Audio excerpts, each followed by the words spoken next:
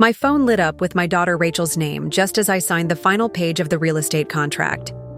Little did she know, I was now the owner of the building housing her medical practice, the same woman she rushed out the door after hours of free babysitting her 5-year-old daughter.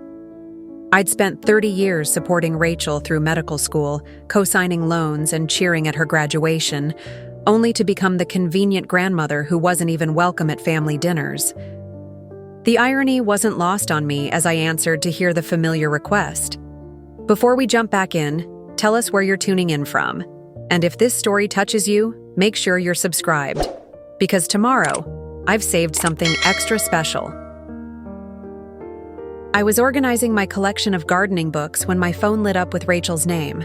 Below it was a photo of my granddaughter Emma, her face bright with that gap-toothed smile that always melted my heart, even through a screen. "Mom," Rachel's voice came through, that mixture of exhaustion and expectation I'd grown accustomed to hearing. "Are you busy this weekend?" I smiled to myself. At 58, semi-retired from nursing with only part-time consulting work, my calendar wasn't exactly overflowing. Nothing urgent, why do you ask?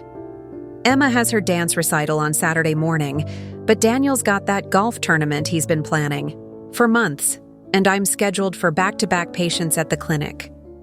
Her voice dropped slightly. "We really need a break, too.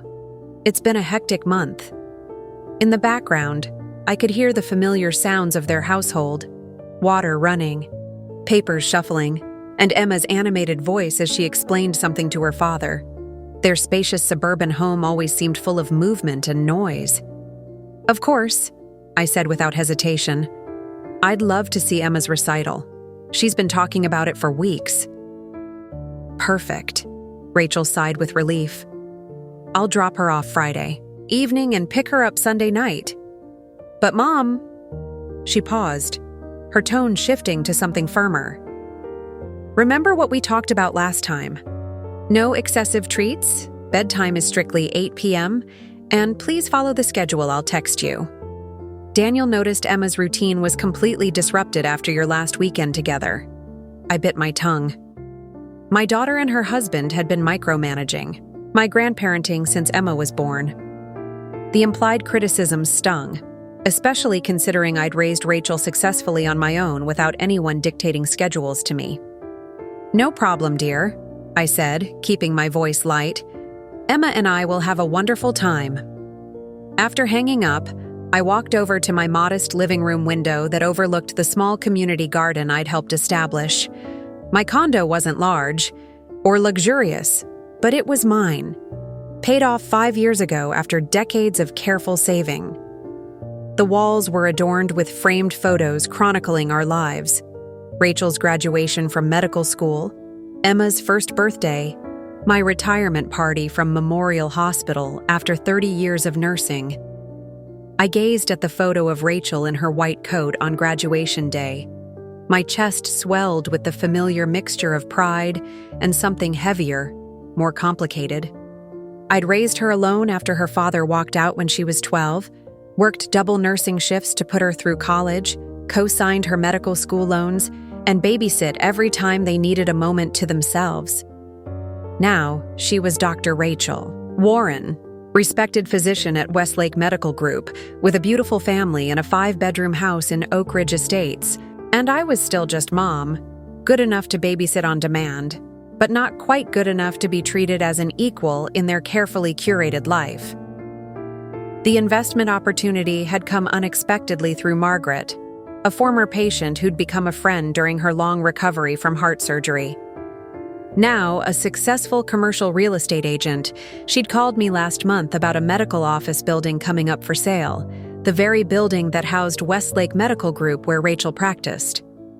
The owner is retiring to Arizona and wants a quick, quiet sale, Margaret had explained. With your retirement funds and the inheritance from your aunt, you could make an all-cash offer. These medical properties are gold mines, Patricia. Stable tenants, long leases, excellent returns. At first, I'd laughed at the idea. Me, landlord to my daughter's medical practice? But the more I ran the numbers, the more sense it made. My retirement portfolio needed diversification, and commercial real estate had always intrigued me. The fact that Rachel's practice was one of the tenants seemed like a quirky coincidence, not a deterrent. I hadn't told Rachel about it.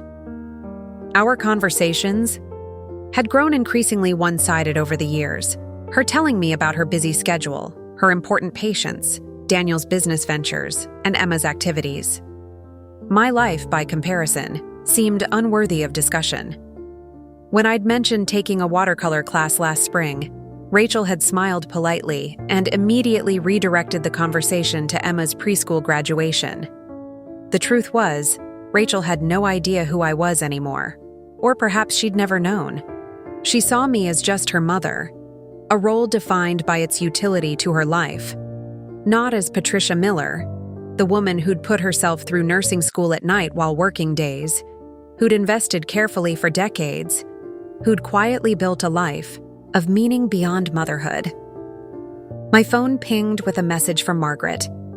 Offer accepted. We close next week. Congratulations, landlord.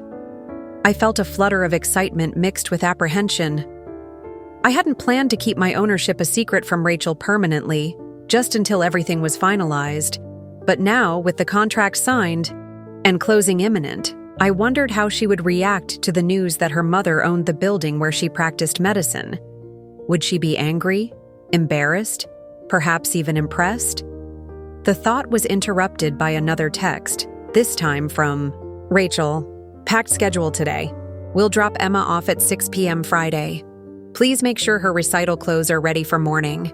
No late-night snacks this time. Last weekend she wouldn't go to sleep until 9:30 and was irritable all Sunday. I sighed and put the phone down without responding immediately. Friday was still 3 days away. 3 days to digest the fact that I was about to become my daughter's landlord. 3 days to decide whether this new dynamic would change anything between us. Maybe it would force Rachel to see me differently, not just as the convenient grandmother who wasn't even invited to stay for family dinners after hours of babysitting, but as a woman with her own life, her own accomplishments, her own power, or maybe nothing would change at all. Either way, I would welcome Emma with open arms on Friday, recital clothes ready, schedule followed to the letter. Because regardless of how Rachel treated me, I loved my granddaughter fiercely. And unlike Rachel's father, who had walked away without a backward glance, I would never let disappointment or hurt feelings come between me and the people I loved. The real estate contract sat on my coffee table, waiting for the final signatures. That would make it official. Next to it was Emma's drawing from her last visit, a crayon portrait labeled "Me and Grammy." In her 5-year-old artistic vision, we were the same height, holding hands under a bright yellow sun. If only relationships stayed that simple. Friday evening arrived with a flurry of activity. My doorbell rang promptly at 6, and I opened it to find Emma bouncing on her toes, overnight bag clutched in her small hands, and Rachel checking her watch behind her. "Grammy!" Emma launched herself at me, wrapping her arms around my waist. Her dark curls tickled my chin as I bent to embrace her. She smelled of strawberry shampoo and the vanilla cookies they always kept in the car for her after-school snack. "Hello, my sunshine," I said, holding her tight for a moment before stepping back to let them in. "How was your week?" "I learned to do a cartwheel, and Miss Thompson said my arabesques are getting much better for the recital, and Daddy got me new dance shoes because my feet grew again, and..." Emma's voice tumbled out in one excited breath as she raced into my living room, dropping her bag by the sofa. Rachel followed, already scrolling through her phone. She was still dressed in her work clothes, tailored navy pants, crisp white blouse, and the pearl earrings I'd given her when she finished residency.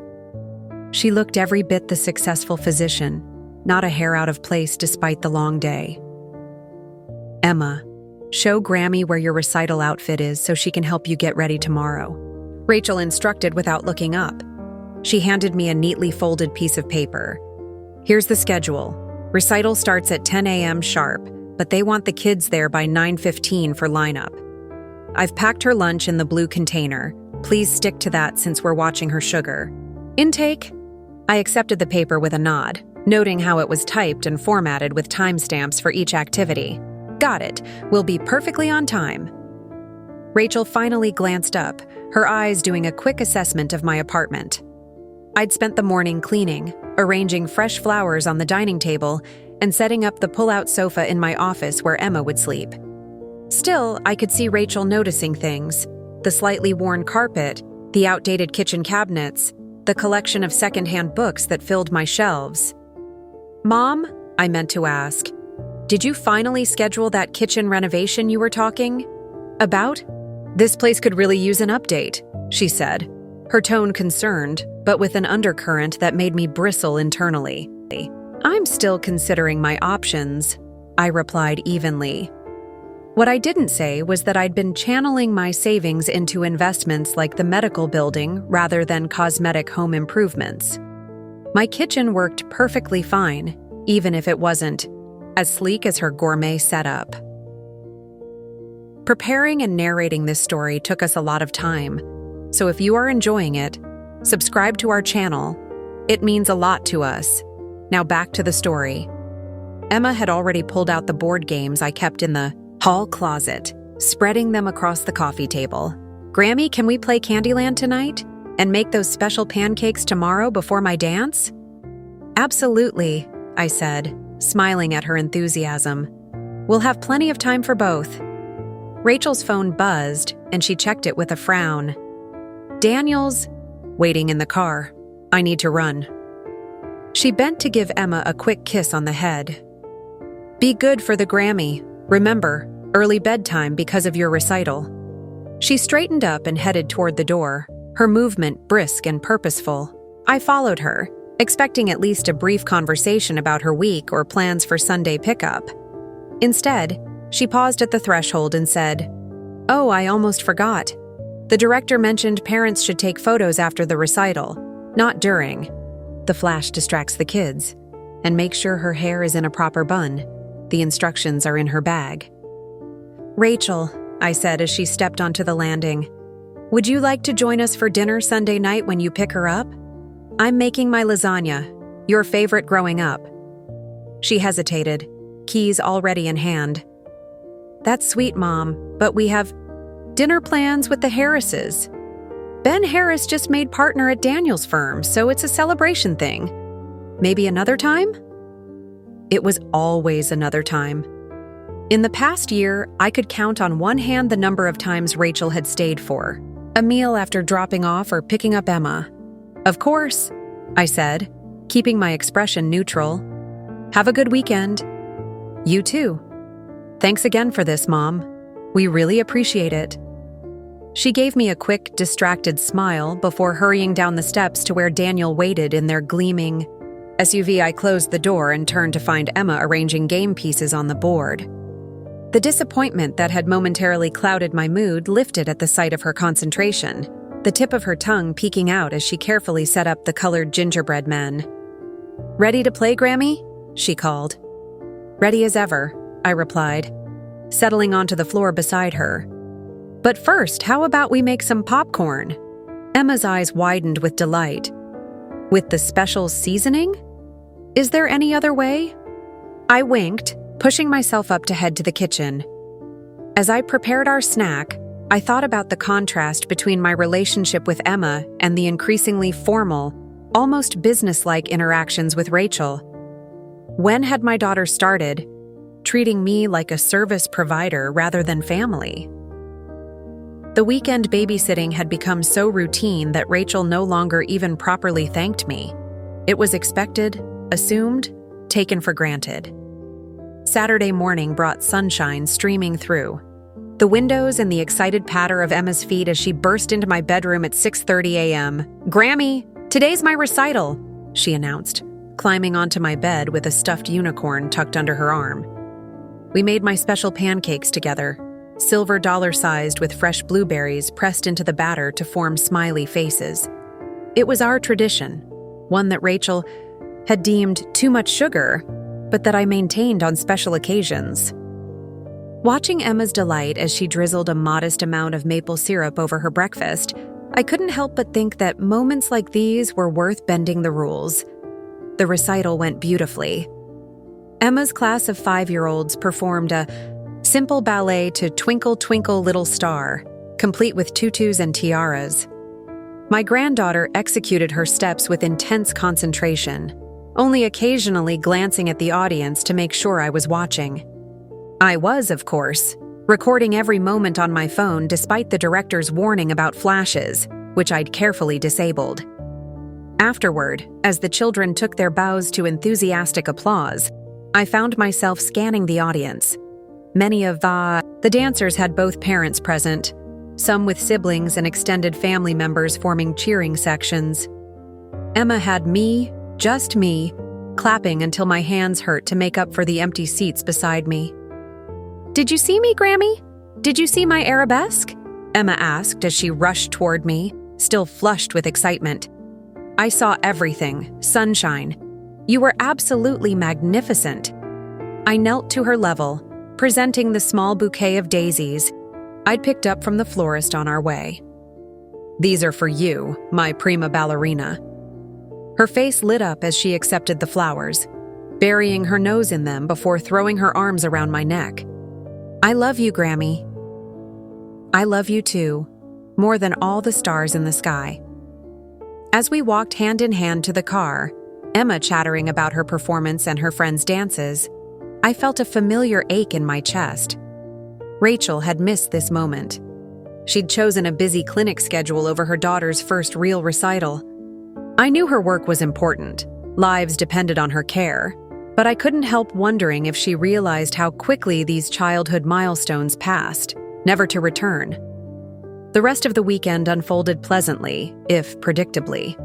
We followed Rachel's schedule more or less, though I allowed Emma to stay up 30 minutes past her bedtime on Saturday to finish our movie. I justified this small rebellion by ensuring she still got plenty of rest. Sunday evening approached too quickly. I had Emma pack her bag while I prepared a simple dinner, nothing elaborate since Rachel had made it clear they wouldn't be staying.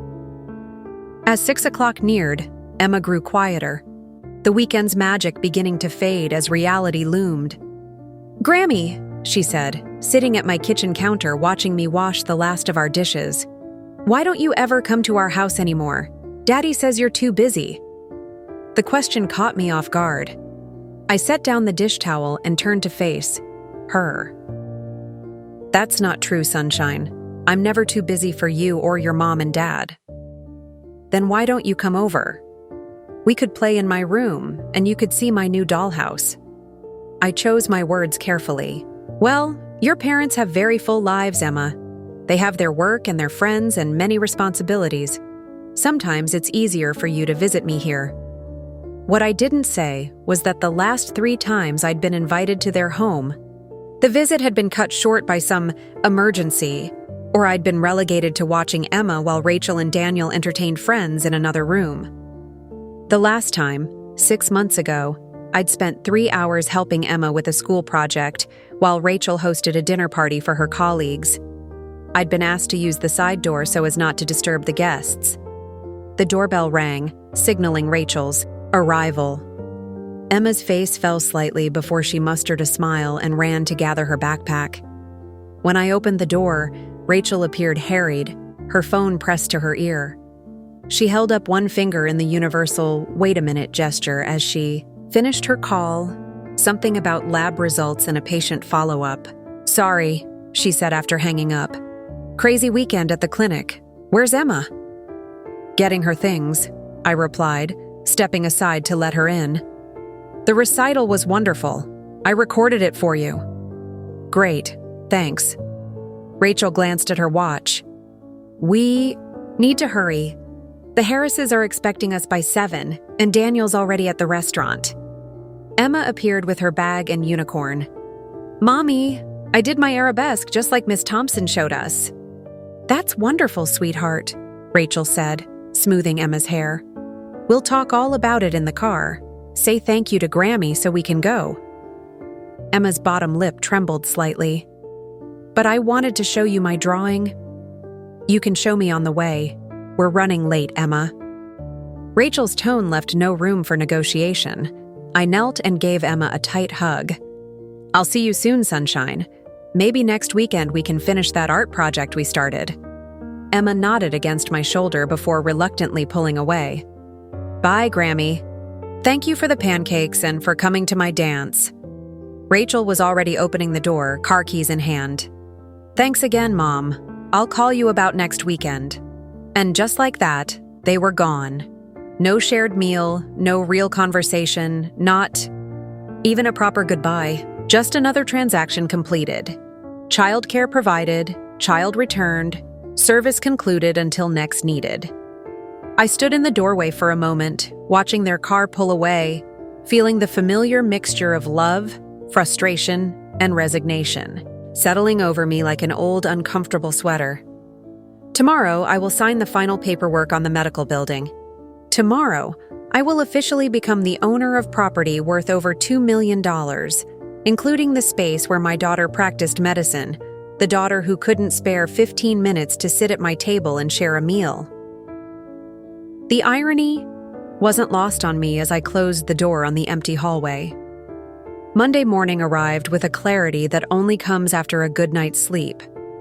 I dressed with unusual care, a tailored navy pantsuit I rarely wore, pearl earrings, a splurge for my 50th birthday, and low heels that clicked satisfyingly against the hardwood floors of my condo. Today wasn't just any Monday. Today I was signing papers that would transform me from Patricia Miller, retired nurse and convenient grandmother, to Patricia Miller, commercial property owner.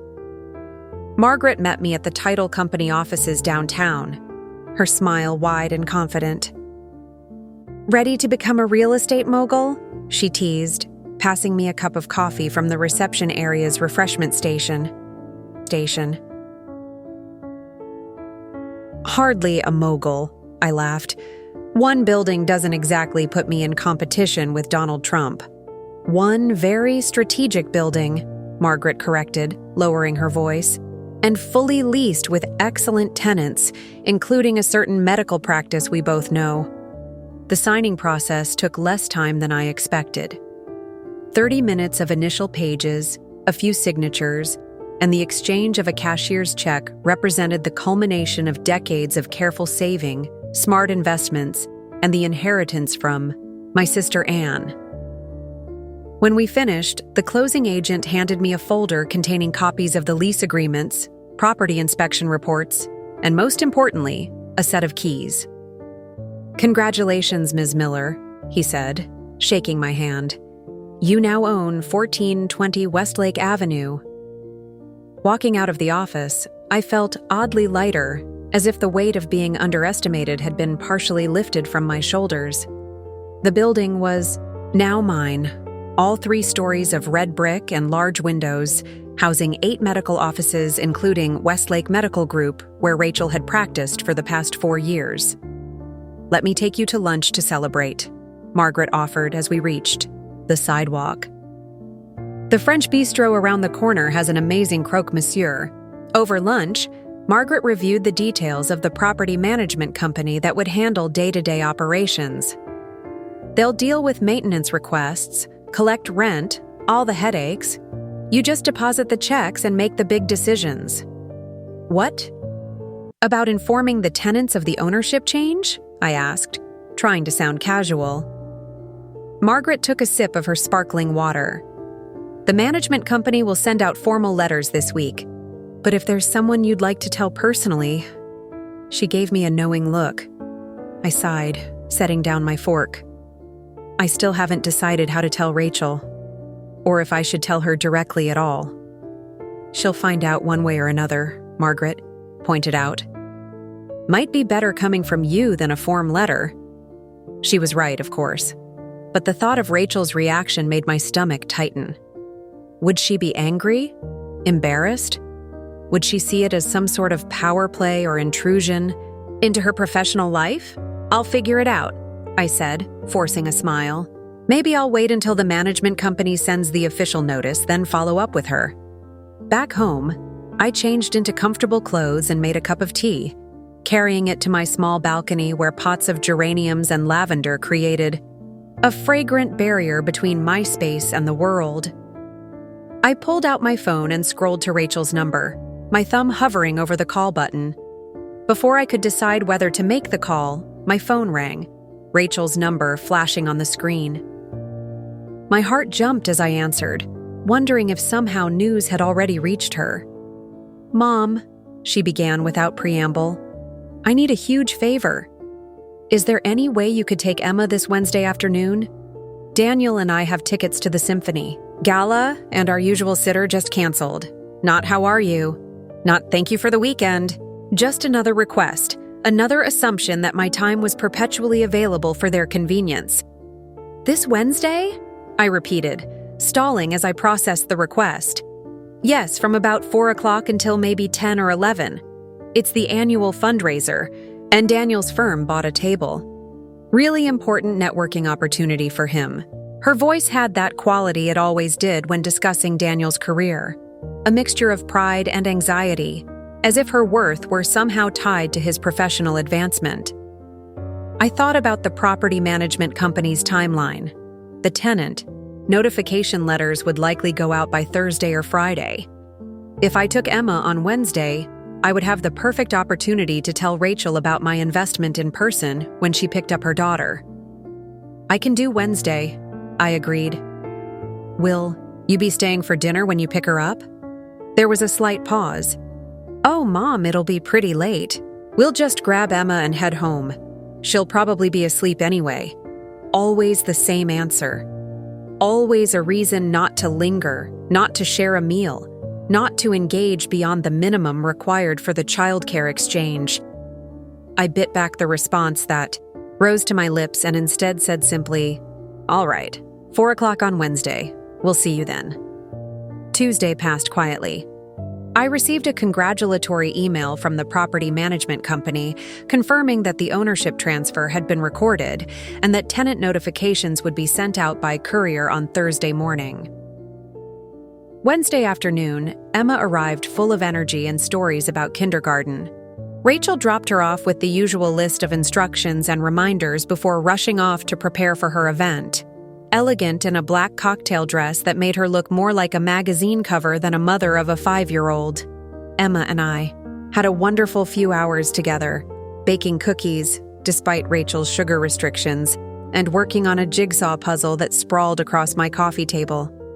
By 8 o'clock, she was yawning, and I helped her into pajamas and tucked her into the pull-out sofa bed in my office. "Will you tell me a story, Grammy?" she asked, her eyes already heavy with approaching sleep. "Always," I replied, settling beside her. Once upon a time, there was a woman who worked very hard her whole life. I told her a simplified version of my own journey: nursing school at night, while working days at a diner, raising a daughter alone, saving penny by penny, for a better future. Emma drifted off before I reached the part about becoming a property owner, her small hand still clutching mine. For dinner, I had prepared a simple pasta dish that could easily be reheated when Rachel and Daniel arrived. I set the table for 3, a gesture of optimism I couldn't quite suppress despite years of evidence that it was pointless. My phone sat next to my water glass, the property details pulled up and ready to show.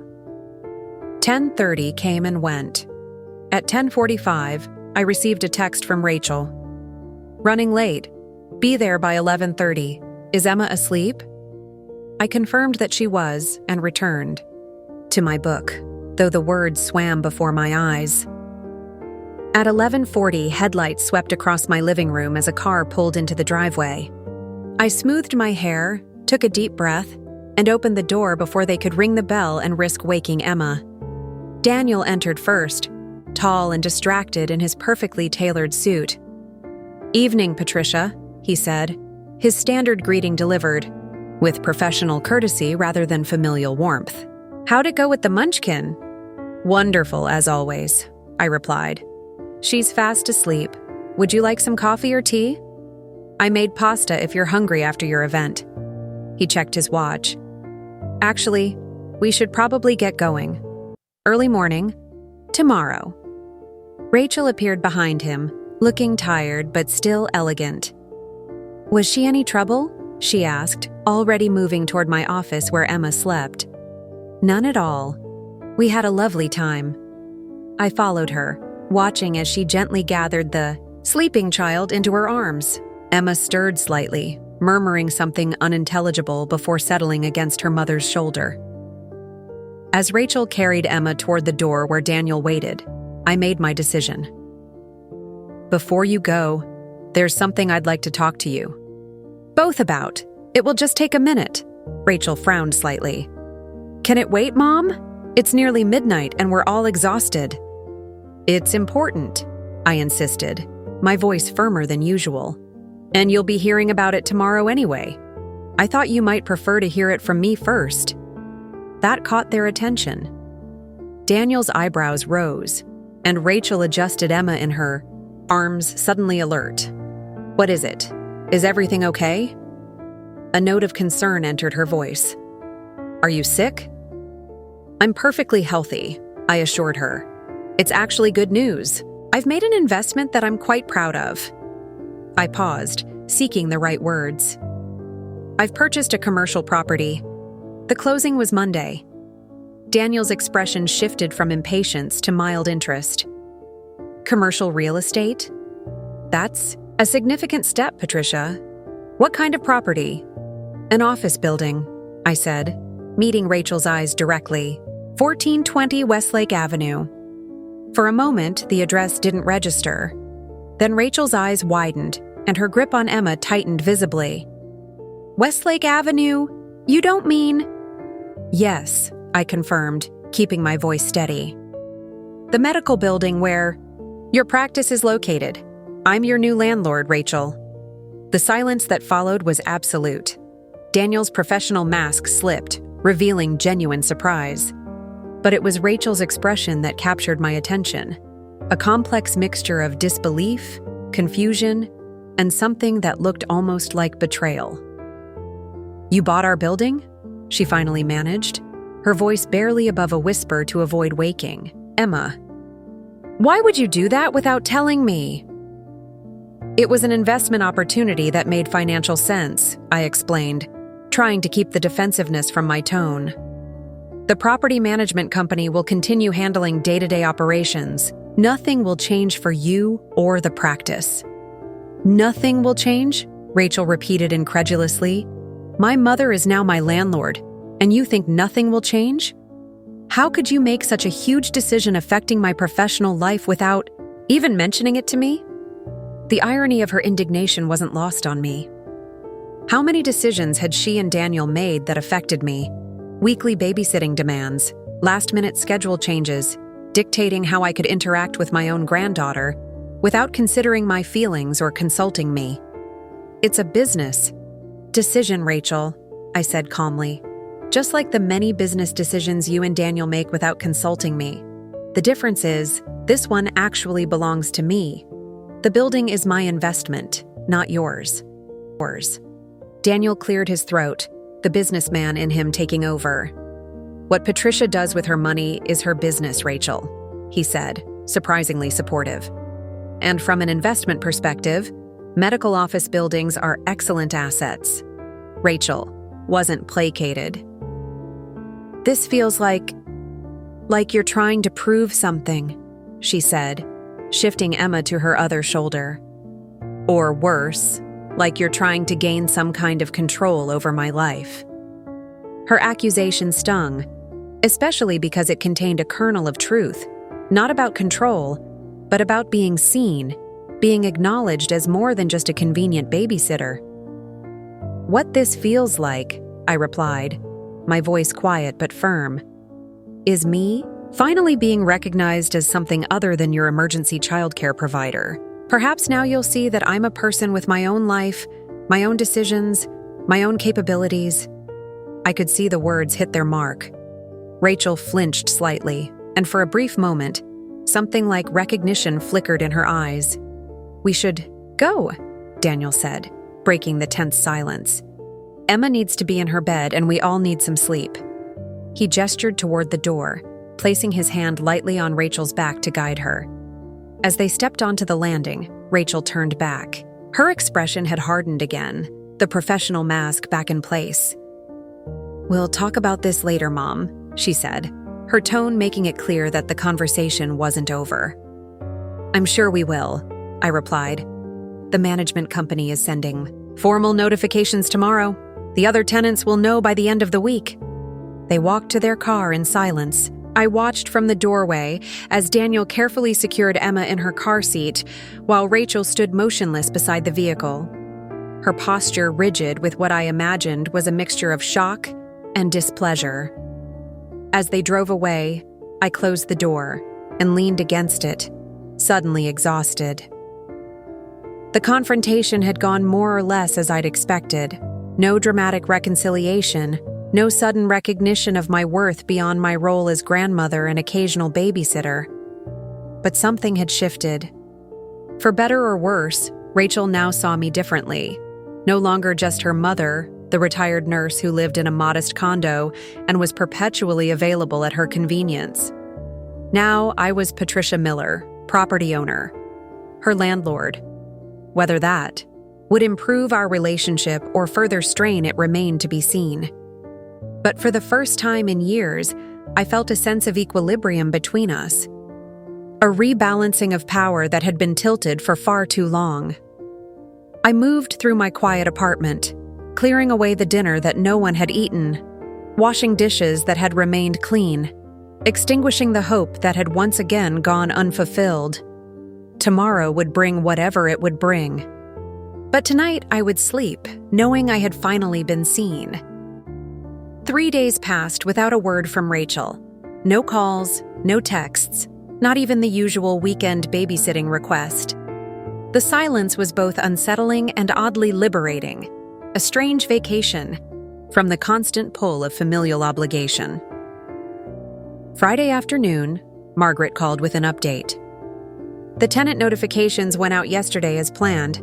I've already heard from 2 of the smaller practices with questions about lease renewals. Nothing from Westlake Medical Group yet." "I wouldn't expect anything through official channels," I told her, gazing out my kitchen window at the community garden below. "My daughter isn't speaking to me at the moment." Margaret's sigh rustled through the phone. "Family businesses always get complicated. Give her time to process. This is a big adjustment for her." After hanging up, I pulled on my gardening gloves and headed downstairs to the community plots. Working the soil had become my therapy over the years, something tangible and productive. I could do with my hands when emotions became too tangled to untangle. Today, the tomato plants needed staking and the herbs wanted trimming. Simple, straightforward tasks with visible results. I was kneeling beside the basil, scissors in hand, when a shadow fell across the garden bed. Looking up, I found Daniel, standing there, dress shirt sleeves rolled to his elbows, tie loosened at his throat. His expression was unreadable. "Patricia," he said with a nod. "Can we talk?" I rose slowly, brushing soil from my knees. "Of course. Would you like to come up to the apartment?" "Actually, I thought we might walk." He gestured toward the small park across the street. "If you don't mind." The request surprised me. In all the years I'd known Daniel, our interactions had been primarily in the context of family gatherings or brief exchanges during Emma's drop-offs and pickups. We'd never sought each other's company specifically, and certainly never for a private conversation. "Let me just put these away," I said, gathering my gardening tools. "I'll meet you out front in 2 minutes." When I emerged from the building, Daniel was standing by a park bench, his attention fixed on his phone. He glanced up as I approached, slipping the device into his pocket. "Rachel doesn't know I'm here," he began without preamble as we started walking along the tree-lined path. "She's been processing the news about the building." I gathered as much from her silence, I replied. "Is Emma okay?" "Emma's fine. She's been asking about you, wondering why she didn't go to Grammy's this weekend." His tone softened slightly. "She misses you." The thought of Emma confused by my sudden absence made my chest tighten. "I miss her too." We walked in silence for several paces before Daniel spoke again. "I want you to know that I respect what you've done with this investment. It's a smart move financially, and contrary to what Rachel might believe, I don't see it as some kind of power play. His words caught me off guard. I'd always assumed Daniel viewed me as Rachel did a helpful but somewhat inconsequential figure in their lives, useful for childcare but not particularly relevant otherwise. "Thank you," I said cautiously. It wasn't intended as any kind of statement. It was simply a solid investment opportunity. "That's how I see it," he nodded. "But Rachel feels blindsided. She thinks you deliberately kept this from her to prove some kind of point." "And what do you think?" I asked, genuinely curious. Daniel sighed, running a hand through his hair. "I think there's been a communication breakdown between you two for a long time now. This is just the most visible symptom." We reached a small pond where ducks glided across the surface, creating gentle ripples that caught the afternoon sunlight. I sat on a bench overlooking the water, and Daniel joined me, maintaining a respectful distance. "Rachel told me about Wednesday night," he continued, "about how you always set the table for 3, even though we never stay." The observation made me flush slightly. Had my daughter been mocking my persistent hope behind my back? "It's a habit," I said simply. "In case you ever change your mind." Daniel studied me for a moment. "Has it occurred to you that Rachel might be intimidated by you?" Intimidated? I nearly laughed at the absurdity. Rachel has everything: a successful career, a beautiful home, a family. What could possibly intimidate her about her retired mother who lives in a 2-bedroom condo? "Your strength," Daniel said quietly. "The fact that you raised her alone after her father left, put yourself through nursing school, put her through medical school, and never complained, never faltered. Rachel talks about it sometimes, how she never saw you cry or struggle, even though you must have." I stared at the ducks, remembering those early years after Rachel's father abandoned us. The nights I'd cried silently in the bathroom after Rachel was asleep, the constant calculations about which bill could wait another week, the bone-deep exhaustion of working double shifts while maintaining a brave face for my daughter. "I didn't want her to worry," I said finally. "Children shouldn't have to carry adult burdens." "No, they shouldn't," Daniel agreed. "But sometimes that protection turns into distance. Sometimes it creates a gap that's hard to bridge later." A young family passed by, mother, father, and a little boy about Emma's age feeding breadcrumbs to the eager ducks. The simple tableau sent a pang through my heart. "Why are you telling me this, Daniel?" I asked, turning to face him directly. "And why now?" He met my gaze steadily. "Because I care about my wife, and I see how this rift between you is affecting her, and because—" He hesitated, seeming to choose his words carefully. "I've come to realize that I may have contributed to the problem." This was unexpected. Daniel had always been polite, but distant in our relationship, cordial without being particularly warm. I'd attributed it to his naturally reserved personality, but now I wondered if there was more to it. "In what way?" I prompted when he didn't immediately continue. "Rachel and I have busy lives," he said, his tone measured. "Between her practice and my firm, Emma's activities and our social obligations, time is always at a premium. We've come to rely on your availability, your willingness to step in whenever we need help with Emma."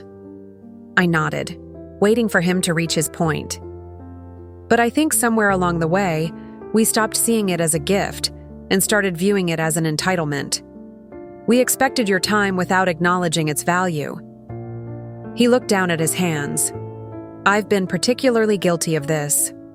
It was easier to let Rachel manage the Grammy arrangement, as we call it, without examining the dynamics too closely. The frank admission stunned me into momentary silence. I'd never expected this level of self-awareness from Daniel, who'd always seemed so focused on his own career trajectory and social standing. "Why the sudden insight?" I finally asked.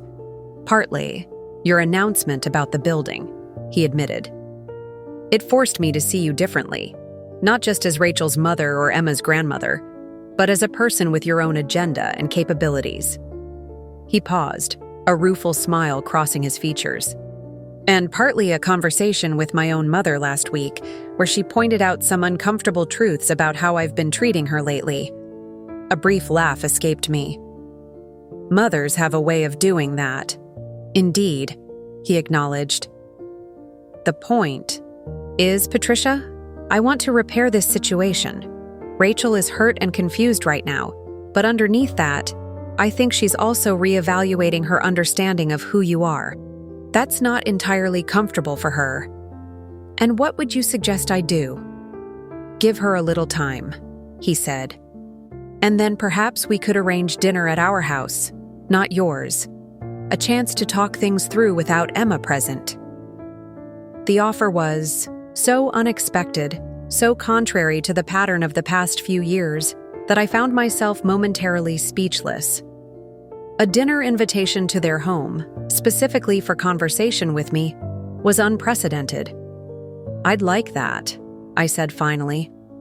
Though, I'm not sure Rachel will agree. Let me handle Rachel, Daniel replied with unexpected firmness.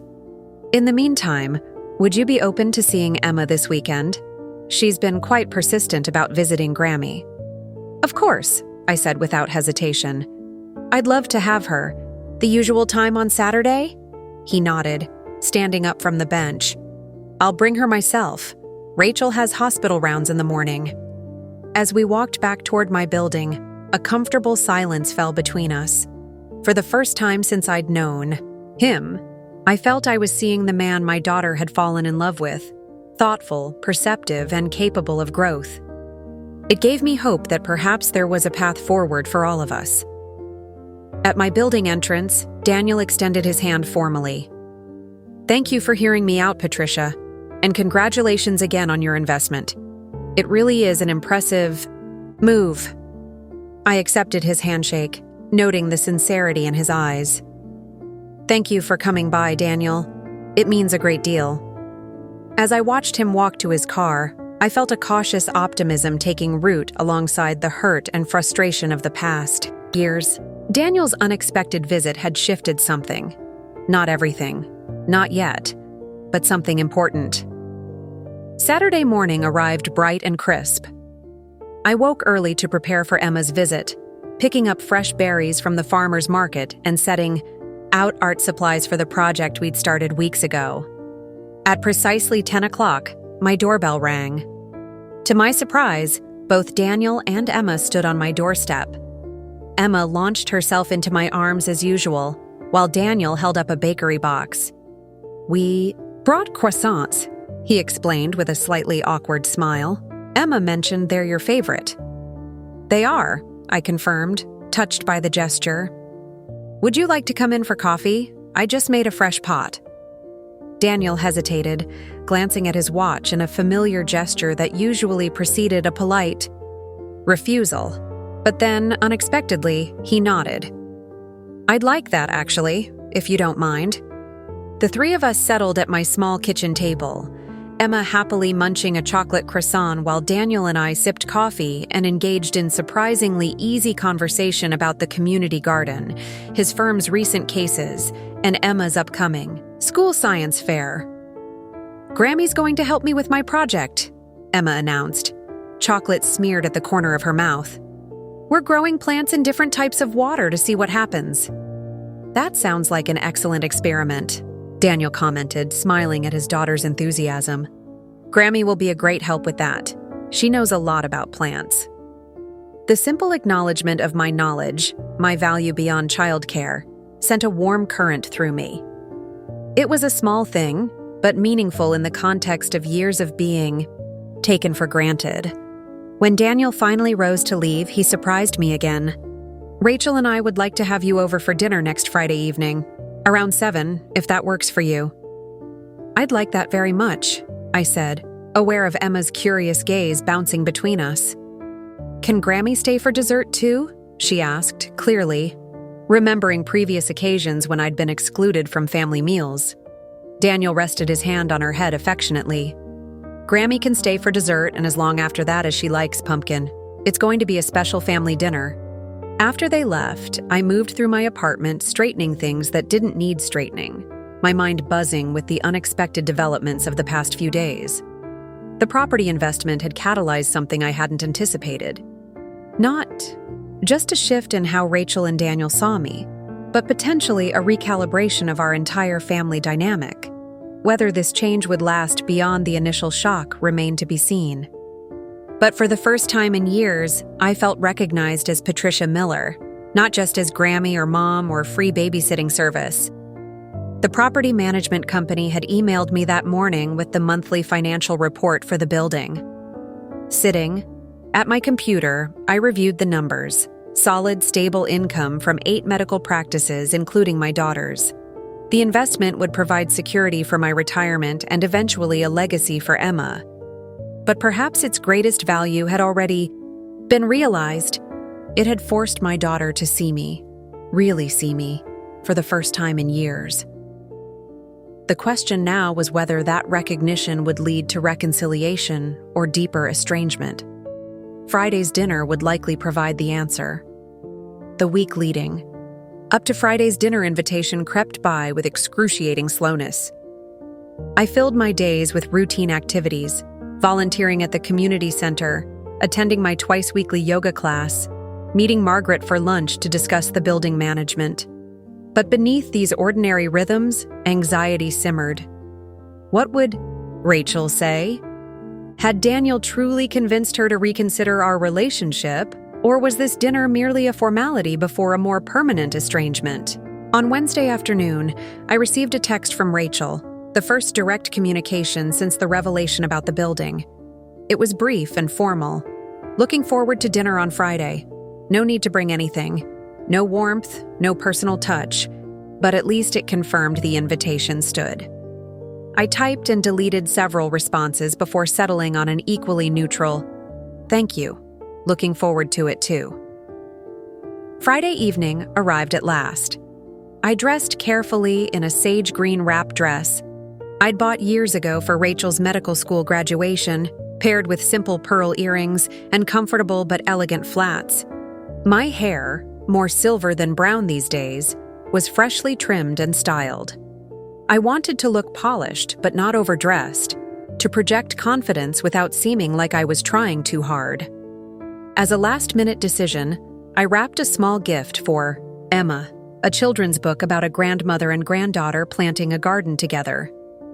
Not required, perhaps even contrary to Rachel's "no need to bring anything" instruction, but I couldn't bear to arrive empty-handed. The drive to their Oak Ridge Estates home took 20 minutes, each minute amplifying my nervousness. Their house always impressed me. A stately colonial with perfectly manicured landscaping and a 3-car garage. It represented everything Rachel had worked for, everything I'd hoped she would achieve. Yet somehow it had also become symbolic of the distance between us, the physical manifestation of the life she'd built that increasingly seemed to have limited space for me. I parked behind Daniel's sleek sedan and took a deep breath before gathering my purse and Emma's gift. The front walkway was lined with solar lights that had begun to glow in the early evening dimness.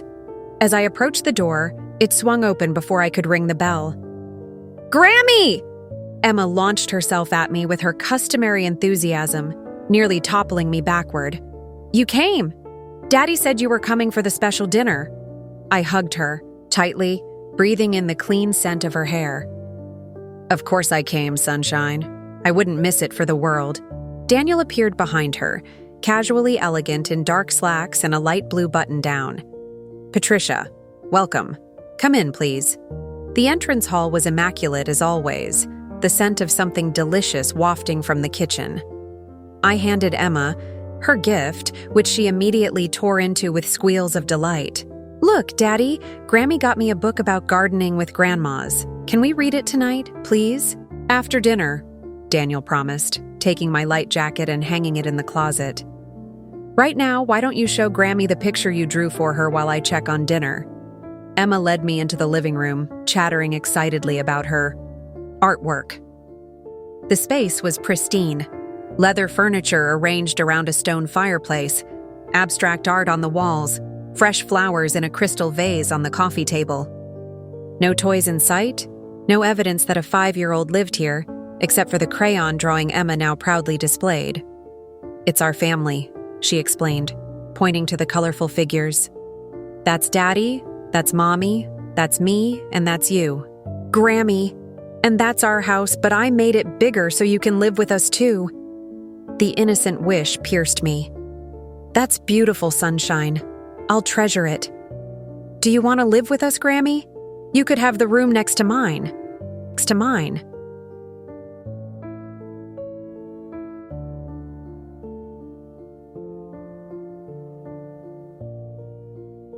Before I could formulate a response that wouldn't complicate an already delicate situation, Rachel appeared in the doorway. She wore a simple black dress, her hair pulled back in a sleek ponytail, her expression carefully neutral. "Hello, Mom," she said, her voice measured. "I'm glad you could make it." "Thank you for inviting me," I replied, matching her tone. The awkwardness stretched between us like a physical barrier. Emma, oblivious to the tension, solved the immediate problem by grabbing both our hands. "Come on! Daddy said dinner's almost ready and I'm starving!" The dining room table was set formally. Linen tablecloth, good china, candles flickering in silver holders. 4 place settings, including one for Emma. The effort being made was obvious and touching. Daniel appeared with a bottle of wine. "Pinot Noir? It's from that vineyard in Sonoma you mentioned enjoying last Christmas." The fact that he'd remembered such a detail surprised me. "That would be lovely, thank you." The initial conversation was stilted. Comments about the unseasonably warm weather, a recent exhibit at the Children's Museum that Emma had enjoyed, updates on various neighbors I barely knew. Emma chattered happily between bites of the roast chicken Daniel had prepared, seemingly unaware of the undercurrents swirling around the adult conversation. It wasn't until dessert, a store-bought but excellent cheesecake, that Rachel finally broached the subject that had brought us together. "Emma, sweetheart," she said gently, "why don't you go up to your room and pick out the pajamas you want to wear tonight? Daddy and I need to talk with Grammy about some grown-up things." Emma pouted slightly but complied after extracting promises that she could come back down for ice cream and that someone would read her new book before bedtime. Once her footsteps had faded upstairs, Rachel set down her dessert fork and looked directly at me. "So," she began, her tone careful, "you're now our landlord." I nodded, taking a sip of wine to steady myself. "Yes. Though as I mentioned, the property management company handles all day-to-day matters. Your practice shouldn't experience any changes." "That's not the point," Rachel said, an edge creeping into her voice. "The point is, you made a major decision that directly impacts my professional life without even mentioning it to me." Here it was, the confrontation I'd been anticipating and dreading. I set my wine glass down deliberately, gathering my thoughts. "Rachel," I began, "when was the last time you consulted me about a major decision in your life? When you bought this house? When you expanded your practice? When you decided which kindergarten Emma would attend?" "Those things don't directly affect you," she countered. "Don't they?" I asked quietly. "The house being 30 minutes from my condo affects how often I see my granddaughter. Your practice expansion meant more weekend calls for emergency babysitting. And Emma's school schedule dictates much of how and when I can spend time with her." Rachel's expression shifted slightly, a flicker of uncertainty crossing her features. Daniel, who had been silent, reached over to place his hand gently on hers. "She has a point, Rach," he said softly. "We've made countless decisions that impact your mom's life without ever considering her input." Rachel withdrew her hand from his, her posture stiffening. "That's different. We're the parents. We get to make decisions about Emma and our household. And I'm an independent adult with my own finances and my own right to make investment decisions," I replied, keeping my voice calm despite the frustration building in my chest. "The fact that you find it so shocking suggests you haven't been seeing me as a full person with my own life and agency." "That's not fair," Rachel protested, though with less conviction than before. Isn't it? I pressed. Rachel, when was the last time you asked about my life? My interests? My plans? When was the last time you stayed for dinner after dropping off? Emma? Or invited me to stay after picking her up? A flush spread across Rachel's cheeks. We're busy, Mom. You know that. Between the practice and Daniel's firm and Emma's activities, everyone is busy, I interrupted gently. But we make time for what we value, for whom we value. The words hung in the air between us, their implication unmistakable. Rachel looked away, her jaw tight. Daniel cleared his throat. Your mother has a valid perspective, Rachel, he said. I've been thinking about this a lot since finding out about the building purchase. We've been taking advantage of her generosity with time and affection while offering little in return. Rachel shot him a betrayed look. So you're taking her side? There shouldn't be sides, he replied evenly. We're family. I leaned forward, placing my hand on the table, palm up, an offering. Rachel, this isn't about winning an argument. It's about recognition. For years, I've felt invisible in your life, useful for babysitting, but otherwise barely acknowledged. I've set the table for 3 every time you've picked up Emma, hoping this would be the time you'd stay. I've arranged my schedule around your needs without complaint. I've accepted being dismissed from family gatherings because it was more important to me to maintain a relationship with Emma than to assert my own dignity. Rachel's eyes glistened suddenly. Is that how you felt? Invisible? Yes, I admitted, the simple truth almost a relief to speak aloud. Valued for what I could provide, not for who I am. She swallowed hard. I never meant to make you feel that way. I know, I said softly, but intention and impact are different things.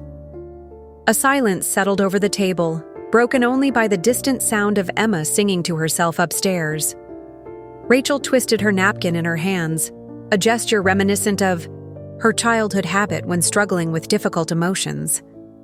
When I saw the notification letter about the building, she finally said, her voice barely above a whisper, I felt so small. Like you'd been this whole other person with this whole other life that I knew nothing about. It made me realize how little attention I've been paying to you as a person. The admission caught me off guard.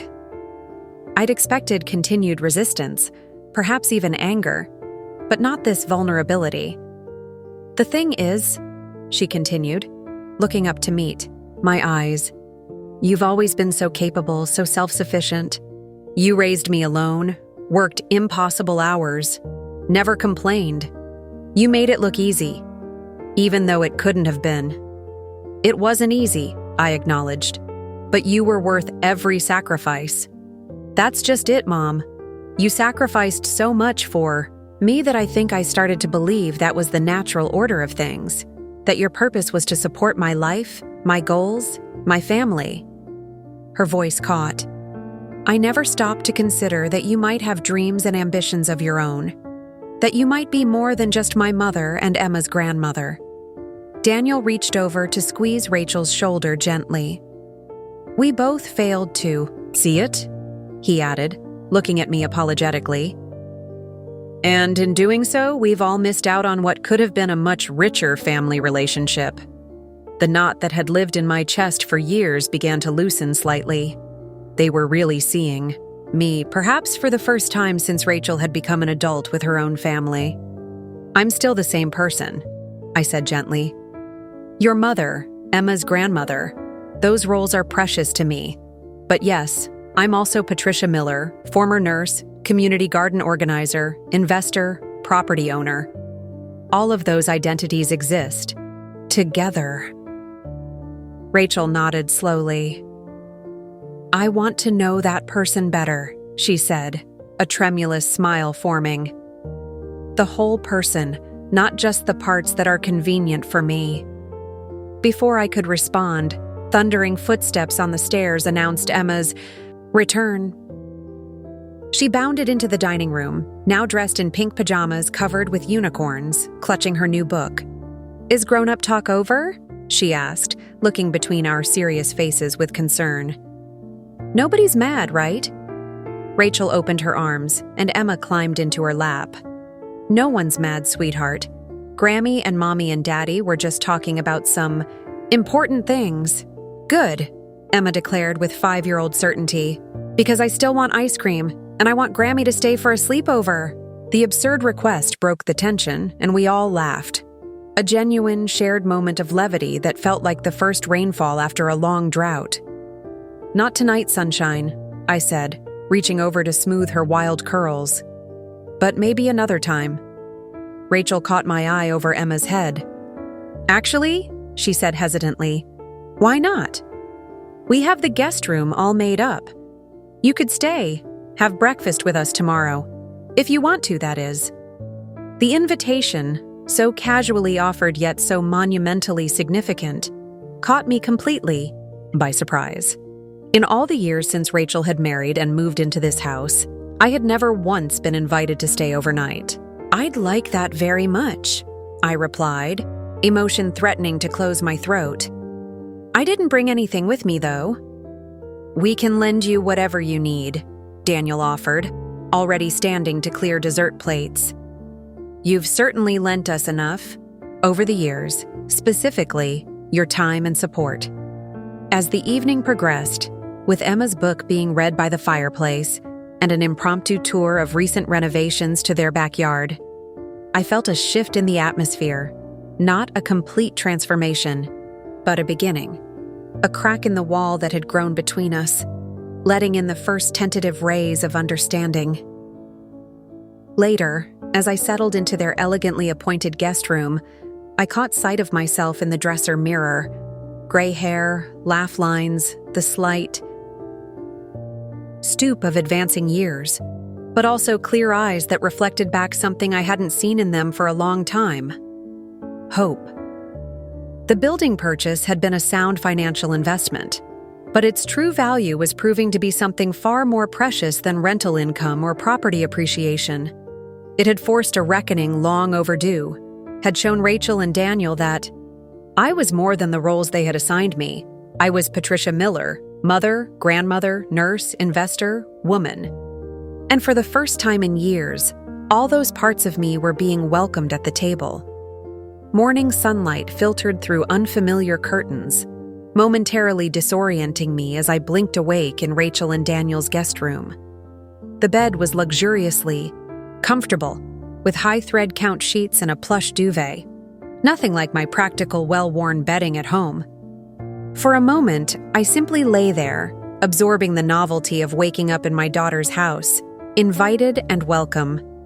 The delicious aroma of coffee drifted under the door, along with the faint sounds of kitchen activity and Emma's unmistakable giggle. I checked the bedside clock, 7:15 a.m. In my usual Saturday routine, I would have been up since 6, already having enjoyed my first cup of tea on the balcony. I rose and made use of the ensuite bathroom, grateful for the unopened toothbrush, and travel-sized toiletries Rachel had provided the night before. After dressing in yesterday's clothes, I smoothed the bed covers and headed downstairs, feeling oddly like a visitor in uncharted territory, despite the familiar faces I would find. The kitchen scene that greeted me was one of domestic harmony I had rarely witnessed. Daniel stood at the stove flipping pancakes, while Emma perched on a stool at the island counter, carefully arranging blueberries into smiley faces on the pancakes already plated. Rachel, still in pajamas and robe, was setting the table. 4 places, I noted with a quiet thrill. "Grammy's awake," Emma announced, scrambling down from her stool to hug me. "Daddy's making his special Saturday pancakes, and I'm the decorator." "I can see that," I said, admiring her artistic arrangements. "Those are the happiest pancakes I've ever seen." Rachel looked up from the table, a tentative smile warming her features. "Good morning, Mom. Did you sleep well?" "Wonderfully," I replied. Truthfully. "That mattress is a dream." "Coffee?" Daniel offered, already reaching for a mug. "We have regular or decaf." Regular, please, I accepted gratefully. Black with 1 sugar. I remembered, he said, preparing it exactly as I liked. The simple fact that he knew how I took my coffee had bothered to notice and remember this small detail about me felt unexpectedly moving. Breakfast unfolded with an ease I wouldn't have thought possible just 24 hours earlier. Emma dominated the conversation with elaborate stories about school friends and detailed descriptions of her upcoming science project. Rachel and Daniel exchanged occasional glances over her head, fond, complicit smiles that spoke of their shared joy in their daughter. I participated as naturally as I could, but a part of me remained observant, almost analytical. This was the family life from which I had been largely excluded. Not through explicit rejection, but through 1,000 small omissions, the cumulative effect of never being invited to stay, never being included in these ordinary, precious moments. As Daniel cleared the plates, Rachel refilled our coffee cups and sent Emma upstairs to get dressed. When we were alone, she cleared her throat slightly. "Mom, Daniel and I were talking after you went to bed last night," she began, her fingers tracing the rim of her mug. "We've been doing a lot of thinking since finding out about the building." I waited, giving her space to continue. In her own way. "We've been unfair to you," she said finally, meeting my eyes directly. "Taking advantage of your time with Emma, dictating the terms of your relationship with her, excluding you from family meals and events. It wasn't intentional, but that doesn't make it any less wrong." The frank acknowledgement caught me off guard. I had expected perhaps a softening of attitudes, a gradual warming, but not this direct admission of fault. "And it goes beyond just the practical aspects," Rachel continued. "We've failed to see you as a complete person with your own life, your own interests and capabilities." She smiled ruefully, though the building purchase certainly made that impossible to ignore any longer. "That wasn't my intention in buying it," I clarified. "It truly was just a sound investment opportunity." "I know that now," she nodded. "At first I thought it was some kind of, power move? A way to make a statement.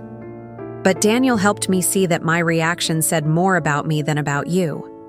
About how I've been relating to you all these years." Daniel returned from loading the dishwasher, sliding into his seat beside Rachel. "We both realized we've been treating you as a resource rather than a person," he added. "Always available, always accommodating, with no needs or boundaries of your own."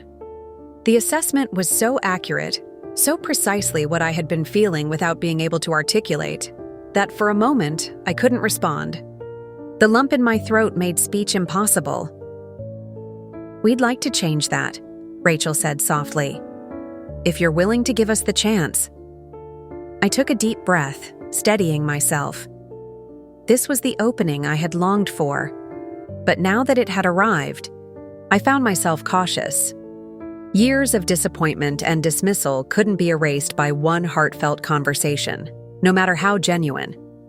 "I would like that very much," I said carefully, "but I think we need to be clear about some things going forward." Rachel nodded, her expression attentive. Daniel leaned forward slightly, equally focused. The novel experience of having their complete attention, of being truly heard, emboldened me to continue. "I love being Emma's grandmother," I began. "Those hours with her are precious to me, and I'm happy to continue our weekend visits. But I need them to be visits, not childcare assignments. I need to be seen as a grandparent, not an unpaid nanny, whose time is endlessly available." "That's completely fair," Daniel agreed immediately. "We've taken advantage of your willingness to help. And," I continued, finding my voice growing stronger, "I would appreciate being included in family events, not just when you need an extra pair of hands, but because I am family. Dinners, holidays, school functions. I don't expect to be included in everything, but I'd like to be considered." Rachel's eyes glistened slightly. "Of course, Mom. I'm sorry we haven't been doing that all along." I took another breath, reaching the most difficult part. I also need you both to understand that I have my own life now. My community garden work, my investment activities, my friends and interests. I'm not sitting at home waiting for calls about babysitting. My time has value, and I need that to be respected. As I articulated these boundaries, reasonable, ordinary requests that shouldn't have felt revolutionary but somehow did, I felt a weight lifting that I hadn't fully acknowledged was there. For years, I had accommodated, adjusted, and accepted whatever role was assigned to me, afraid that asserting my own needs might result in losing access to Emma or further straining my relationship with Rachel. "Mom," Rachel said, reaching across the table to take my hand, "you absolutely deserve all of that. We should have been treating you with that basic respect all along."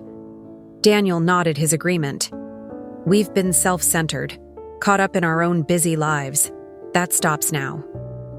The sincerity in their faces was unmistakable, but caution born of experience still whispered in my ear. "These changes won't happen overnight," I acknowledged. "We all have patterns to break, expectations to readjust. We're committed to doing the work," Daniel assured me. "Starting with regular family dinners, whether here or at your place. No more rushing in and out during Emma's drop-offs and pickups.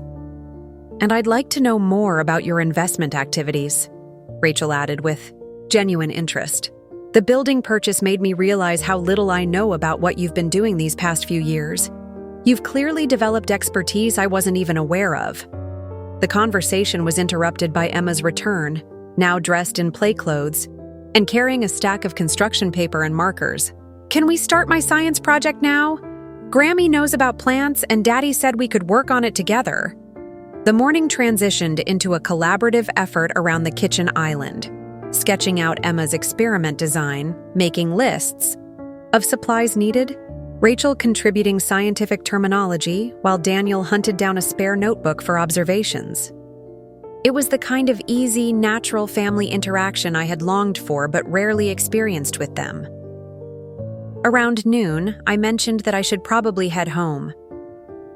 "I have a meeting with the garden committee this afternoon," I explained. "We're planning the fall planting schedule."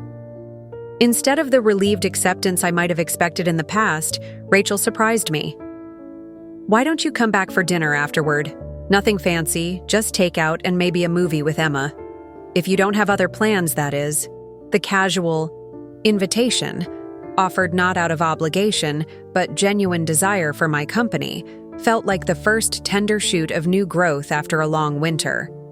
"I'd like that," I said simply.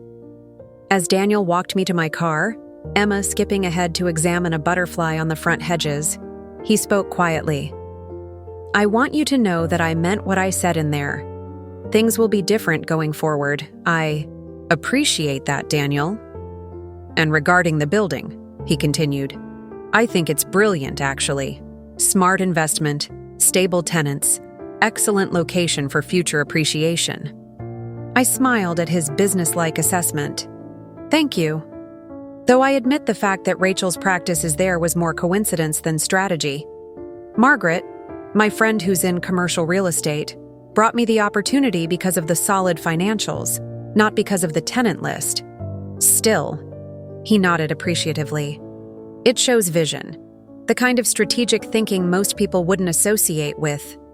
He trailed off, suddenly looking uncomfortable. "With a grandmother? A retired nurse?" I supplied, raising an eyebrow.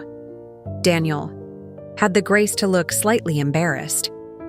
"I was going to say someone without formal business training, but point taken. I'm still working on my own preconceptions." "We all are," I acknowledged, softening. "Change takes time." As I drove home, the morning's conversations replayed in my mind. The boundaries I had finally articulated felt right. Clear but not punitive. Firm but not rigid. They were the framework for a healthier relationship, one based on mutual respect rather than convenience and obligation. Whether Rachel and Daniel would maintain their commitment to change remained to be seen.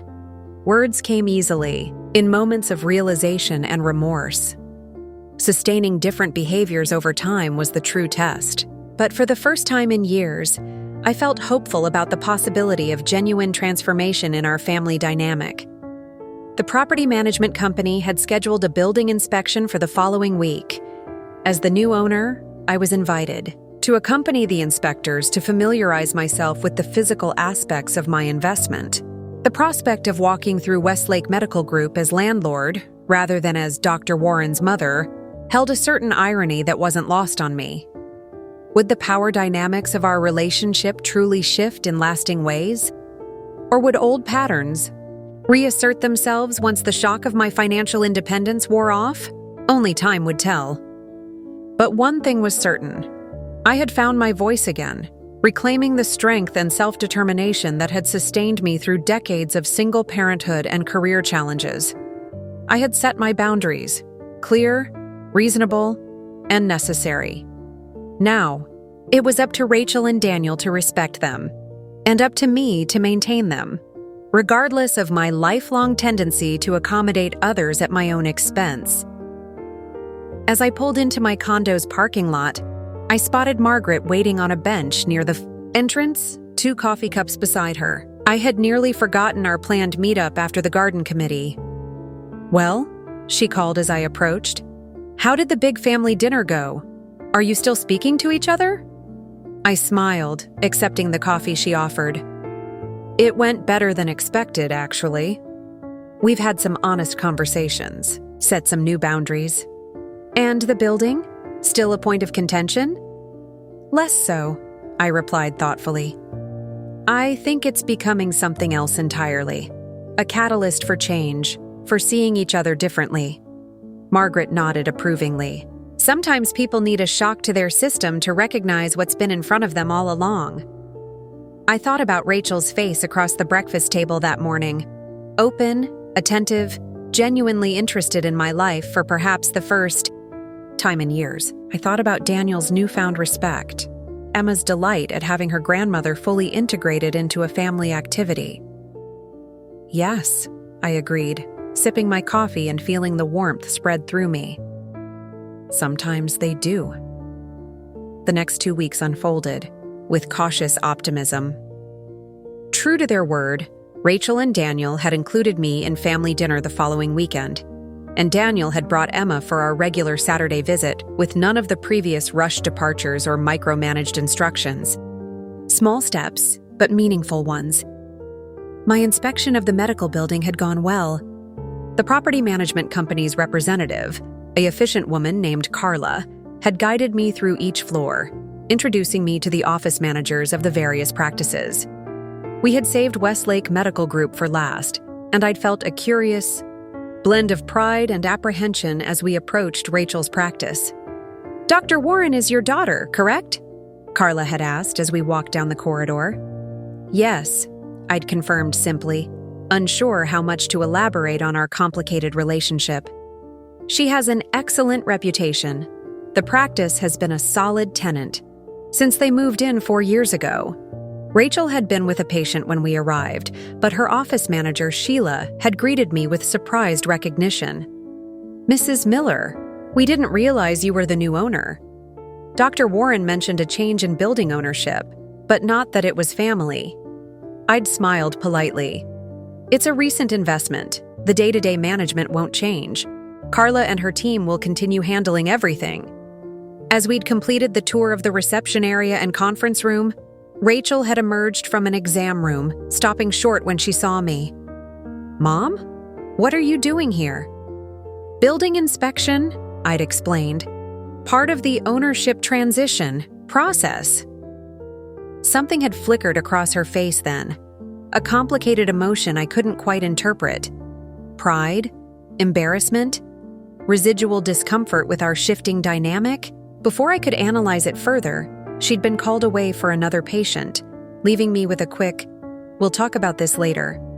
That conversation had never materialized. Our subsequent interactions had remained cordial, even warm, but carefully, circumscribed to family matters, Emma, weekend plans, the occasional shared meal. The professional overlap created by my ownership of her workplace seemed to be a topic we were both avoiding. Now, 3 weeks after the initial revelation, I sat in my living room reviewing the first monthly statement from the property management company. The financial details were straightforward: income from 8 medical tenants, expenses for maintenance and management, net profit slightly above projections. A solid investment by any measure. My phone rang, displaying Rachel's number. It was Wednesday afternoon, an unusual time for her to call given her typically packed patient schedule. "Rachel," I answered, pleased by the unexpected contact. "How are you?" "Mom." Her voice sounded strained. "Do you have a few minutes? We need to talk." The formal phrasing sent a small chill through me. "Of course. Is everything all right?" "Not really." A pause. "It's about the building. Specifically, about the rent increase notice we received today." I frowned, perplexed. "Rent increase? I'm not aware of any changes to the lease terms." "Well, someone is. We just got official notification that all tenants will see a 6% increase at next renewal. For us, that's an additional $27,000 annually." I set down the financial statement, my mind racing. "Rachel, I promise you I didn't authorize this.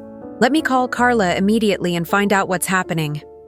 "Please do," she replied, her tone cooler than it had been in recent weeks. "Because from where I'm sitting, it looks like my mother is using her position as landlord to extract more money from my practice." The accusation stung. "You can't possibly believe I would do that." "I don't know what to believe anymore," she said, frustration evident. "Just find out what's going on and fix it. I have patients waiting." The call ended abruptly, leaving me staring at my phone in dismay. 3 weeks of careful rebuilding threatened by a misunderstanding I hadn't even known existed. I immediately called Carla, who answered on the third ring. "Patricia, I was just about to call you," she began. "There's been a mix-up with the tenant notifications." "About the rent increase," I finished. "My daughter just called, quite upset. I never approved any rent changes." Carla sighed audibly. "I know. It was an administrative error. The previous owner had implemented an automatic escalation clause in all lease renewals, and our system generated the notices following that protocol. We're already preparing correction letters to all tenants explaining the mistake." Relief flooded through me. "How soon can those go out? Rachel thinks I'm personally responsible for trying to increase her rent." "We'll send them by courier today," Carla assured me. "I'm very sorry for the confusion. This is certainly not how we want to start our management relationship." I thanked her and hung up, immediately texting Rachel. "It was an administrative error. The property management company is sending correction letters today. Previous owner's automatic increase that I didn't know about or approve. I would never do that to you or any tenant without discussion." The message showed as delivered but remained unread. I tried calling, but the call went straight to voicemail. Likely she was with patients, I reasoned, trying to quell my rising anxiety. She would see my explanation soon enough, but hours passed, without response. By evening, my concern had deepened into worry. I was preparing dinner, a simple pasta dish for one, when my doorbell rang unexpectedly. Daniel stood on my landing, his expression uncharacteristically serious. "Daniel?" I said, stepping back to invite him in. "Is everything all right? I've been trying to reach Rachel all afternoon." He entered, declining my offer to take his jacket. "Rachel asked me to come by. She's at home with Emma. The formality of the arrangement, sending Daniel as an emissary rather than coming herself or simply calling, spoke volumes about Rachel's state of mind. The rent increase was an error," I said immediately. "I've already spoken with the property management company. They're sending correction letters to all tenants today or tomorrow. It was the previous owner's policy being automatically continued." Daniel nodded, his posture relaxing slightly. "That's what I told Rachel. It didn't make sense that you would make such a move, especially after everything we've discussed recently. I led him to the living room, gesturing for him to sit. But she didn't believe you? He sighed, running a hand through his hair. It's not that simple. Rachel has, well, she has some trust issues where family and finances are concerned. Because of her father, I surmised quietly. Yes. She's never said much about it to me, but I gather his abandonment left more than just financial scars. I thought of those difficult years after Rachel's father had walked out. The betrayal and loss that had shaped so much of our subsequent life together. Rachel had been 12, old enough to understand the practical implications of his departure, but perhaps too young to fully process the emotional damage. Her father left us with nothing, I explained, choosing my words carefully. Emptied our joint accounts, canceled credit cards, disappeared without a trace. It took me years to rebuild financial stability for us. Daniel's expression softened, with understanding.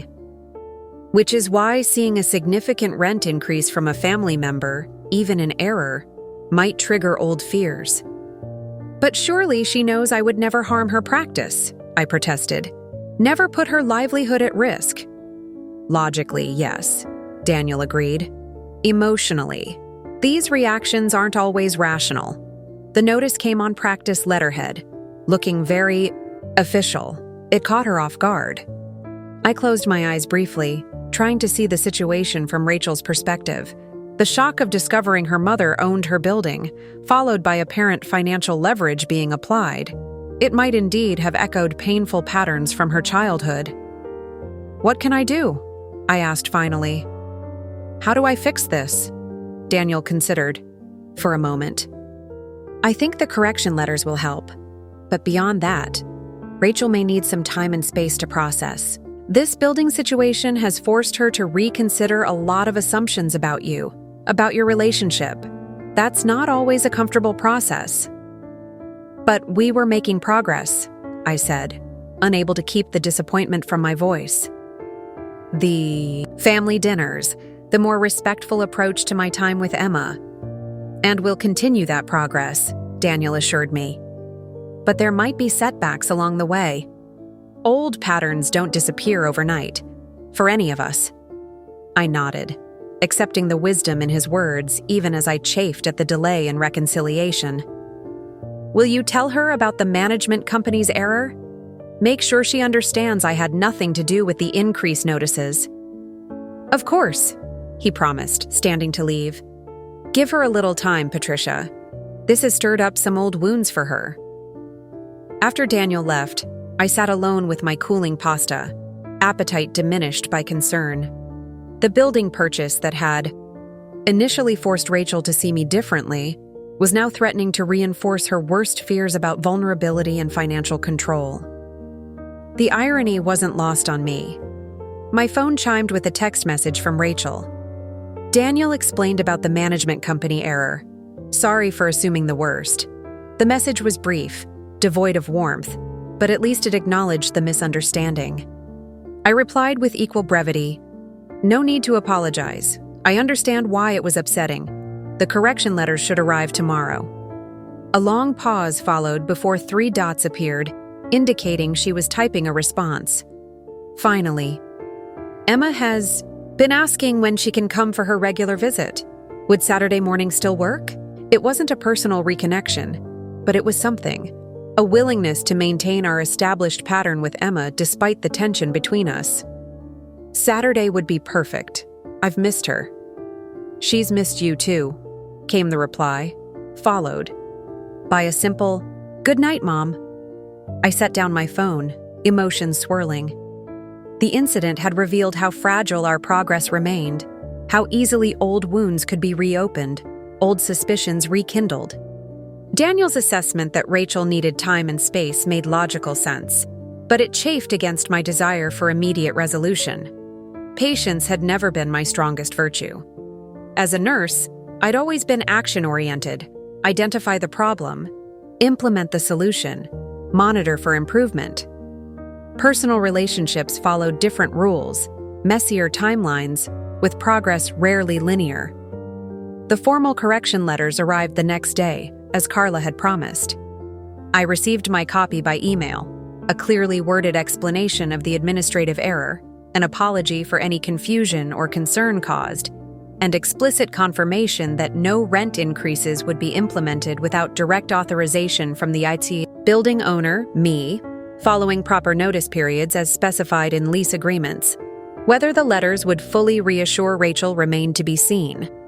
Our text exchange had been civil but distant, a step backward from the warmth we'd begun to cultivate in recent weeks.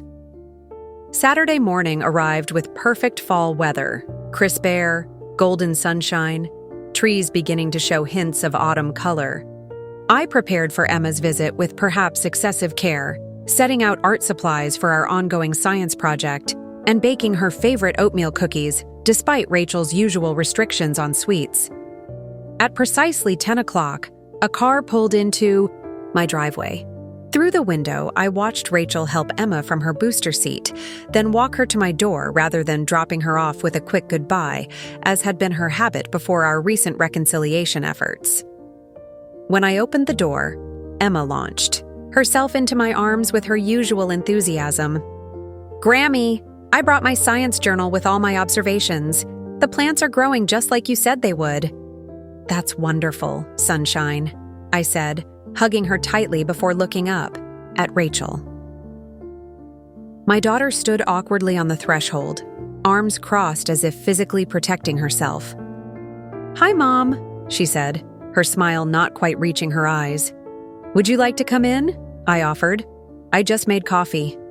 Rachel hesitated, glancing at her watch in that familiar gesture that usually preceded a polite refusal.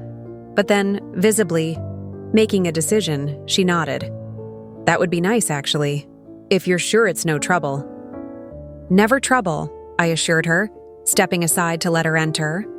As Emma raced off to examine the plants we'd been growing for her science project, Rachel and I moved to the kitchen, an uncomfortable silence stretching between us. I busied myself, preparing coffee, giving her space to speak first if she chose. When I turned to hand her a mug, I found her studying me with an expression I couldn't quite interpret. "The correction letters came yesterday," she said finally. "Very professional. Clear about the error." "Good," I nodded. I wanted to make sure all the tenants understood it was an administrative mistake, not a policy change. Rachel sipped her coffee, her eyes focused on some middle distance. "It brought up some old stuff for me," she admitted quietly, "seeing that increase notice with your name associated with it in the fine print." "Your father," I said simply. "Yes." She set down her mug carefully. "Logically, I knew you wouldn't do that to us, to any tenant, without discussion. But emotionally, it was like being 12 again, watching our financial security disappear overnight because someone who was supposed to care about us made a unilateral decision." The pain in her voice was still raw, even after all these years. I resisted the urge to reach for her, sensing she needed space to articulate feelings long suppressed. "I understand," I said softly. "And I'm sorry the notice triggered those memories." Rachel nodded, her gaze finally meeting mine directly. "Daniel reminded me that you were as much a victim of Dad's actions as I was. More so, probably, since you had to figure out how to keep us afloat afterward." "We managed," I said simply. "That's what mothers do." "Yes," she agreed, a hint of her earlier warmth returning. "That's what good mothers do, and you are, a good mother." The acknowledgement, so plainly stated after weeks of complicated emotions and shifting dynamics, brought unexpected tears to my eyes. Before I could respond, Emma bounded into the kitchen, excitedly announcing that her plants had grown nearly an inch since last weekend. The moment passed, but something had shifted again, not a complete healing, but another step toward understanding. Another small bridge across the gap that had widened between us over the years. 1 month after the rent increase misunderstanding, an unexpected envelope arrived in my mail. The letterhead read, "Westlake Medical Group," with Rachel's name prominently listed among the practice partners.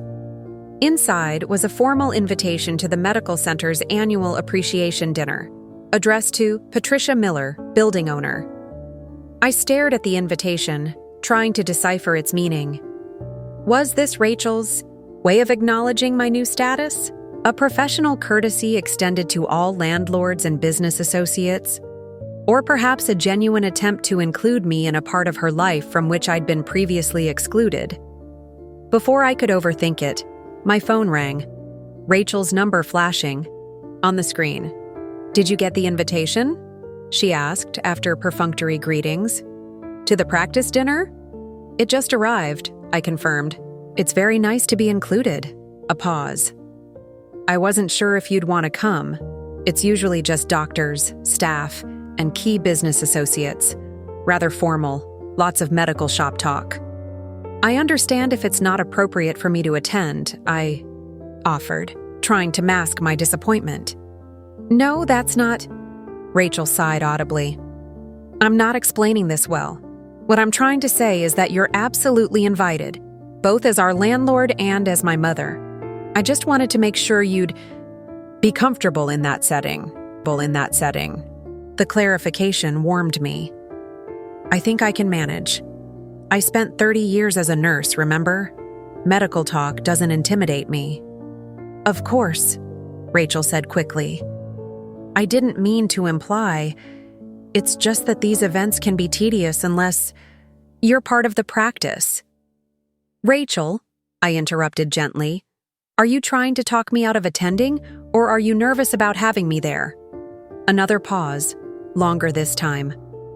"Maybe a little of both," she admitted finally. "We've been making progress with our personal relationship. I'm worried that mixing in the professional element might complicate things." Her honesty was refreshing, even if the content stung slightly. "I appreciate your candor. If you'd prefer..." "I decline, I will."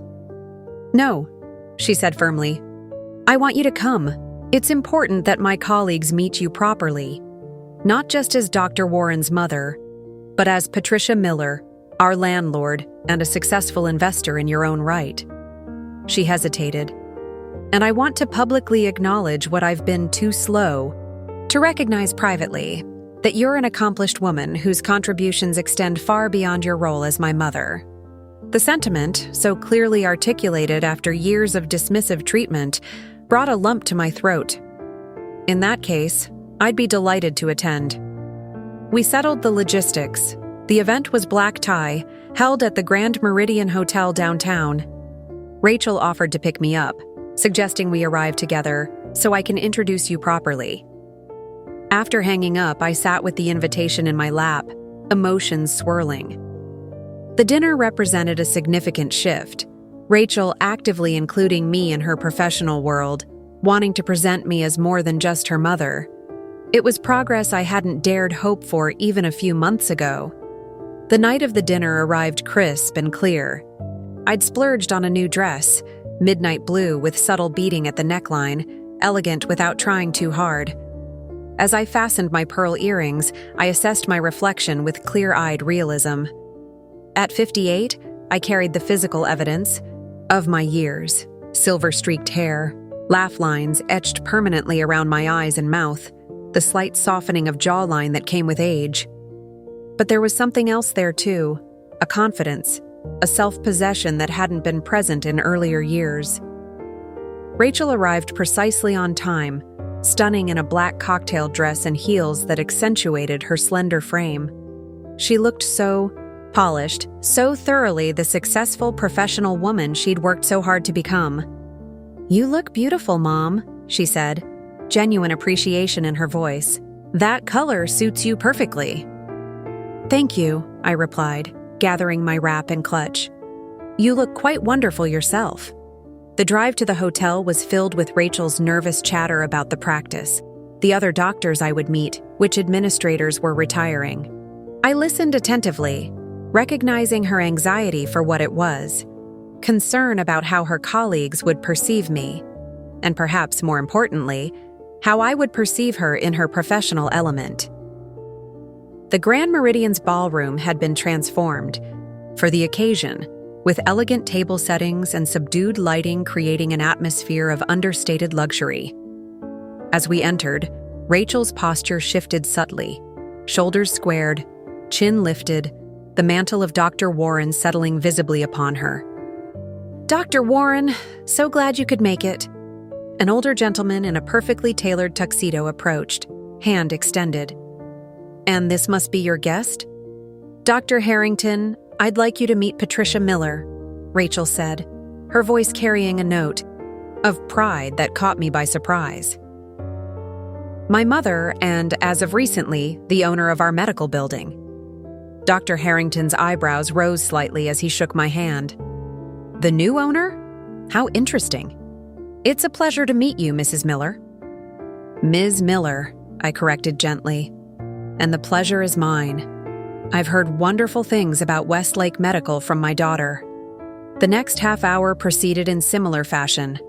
Introductions to various doctors, administrators, and support staff, with Rachel consistently identifying me as both her mother and the building owner. I could sense the curiosity and reassessment happening behind polite smiles. Clearly, many had not made the connection between Dr. Warren and the property's new ownership. At dinner, I was seated at Rachel's table along with several senior physicians and their spouses. The conversation flowed easily. Medical anecdotes, practice gossip, mild political debate.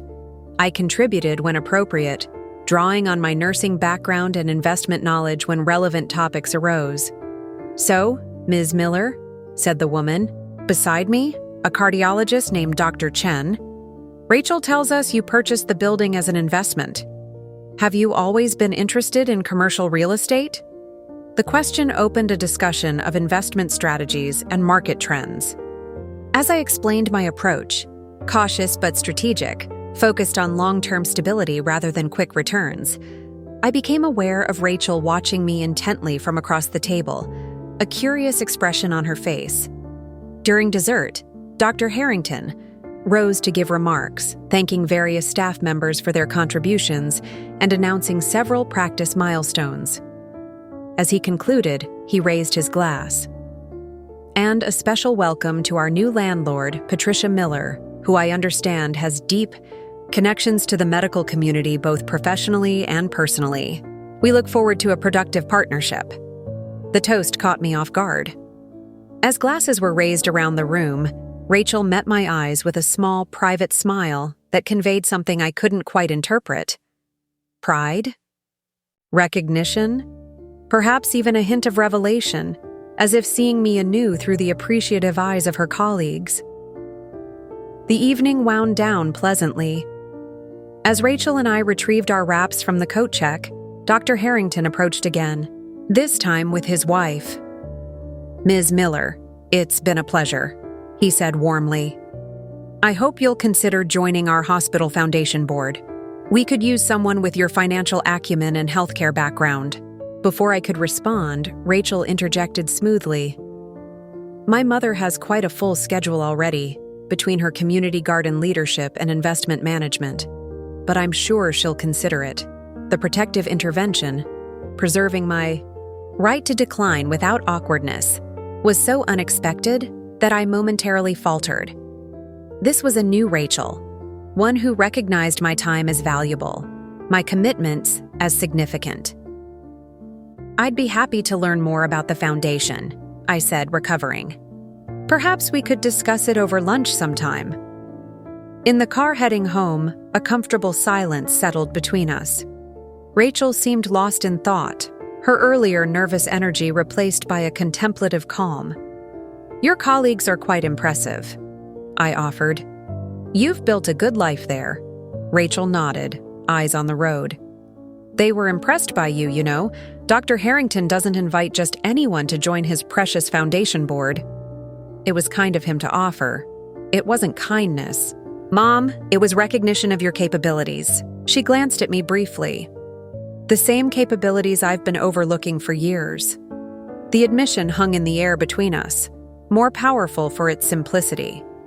"Watching you tonight," Rachel continued after a moment, "talking about investment strategies and market forecasts, drawing on your nursing experience to contribute to the healthcare discussions. It was like seeing a whole different person. Not just my mother, but a professional in your own right. someone with expertise and insight. "I've always been that person, Rachel," I said quietly. "The nurse, the investor, the community volunteer, those aspects of me existed alongside being your mother. I know that intellectually," she acknowledged. "But tonight I felt it emotionally. I saw how others responded to you, with respect, as a peer, not just as someone's mother or grandmother." We pulled into my driveway, but neither of us moved to exit the car. The intimacy of the darkened space seemed to facilitate honesty. "All these years," Rachel said softly, "I've been defining you solely in relation to me. Mom, babysitter, support system. I never stopped to consider who you were, beyond those roles." She turned to face me fully. "I'm sorry for that. Truly." The apology, so direct and unqualified, caught me by surprise. "Thank you," I managed, emotion tightening my throat. "That means a great deal." "When you bought the building," she continued, "it forced me to confront my limited perception of you. At first, I resented it, felt almost betrayed that you'd kept this side of yourself hidden from me." "I never hid it," I pointed out gently. "You never asked." Rachel nodded, accepting the gentle rebuke. "That's the harder truth, isn't it? I never asked because I never really considered that there was more to ask about. Your life outside of your relationship to me and Emma simply didn't register as significant." The painful admission echoed in the quiet car. Not malicious, not intentionally hurtful, but perhaps all the more painful for its unconscious dismissal of my personhood. "I'd like to know now," Rachel said finally, "about your investments, your garden committee, your friends, the whole person, not just the parts that serve my needs." She reached across the console to take my hand. "If you're willing to share." The gesture, both the physical connection and the request to know me more fully, felt like the crossing of a significant threshold. Not complete healing, not yet, but an opening, an invitation to something more balanced, more mutual. "I'd like that," I said simply, squeezing her hand before releasing it. As I walked to my door, Rachel called after me. "Mom, thank you for coming tonight. It meant a lot to have you there, as my mother and as our landlord."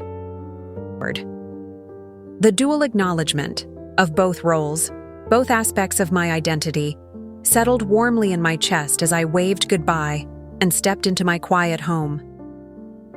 Thanksgiving morning dawned clear and crisp. I woke early, a lifetime habit that even retirement hadn't broken, and prepared the special cranberry sauce Rachel had requested. The recipe was one I'd developed years ago when Rachel was still in medical school.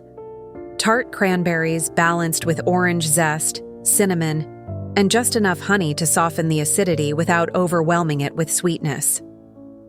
As I stirred the simmering mixture, memories surfaced of past Thanksgivings, the lean years after Rachel's father left, when a whole turkey seemed an extravagance.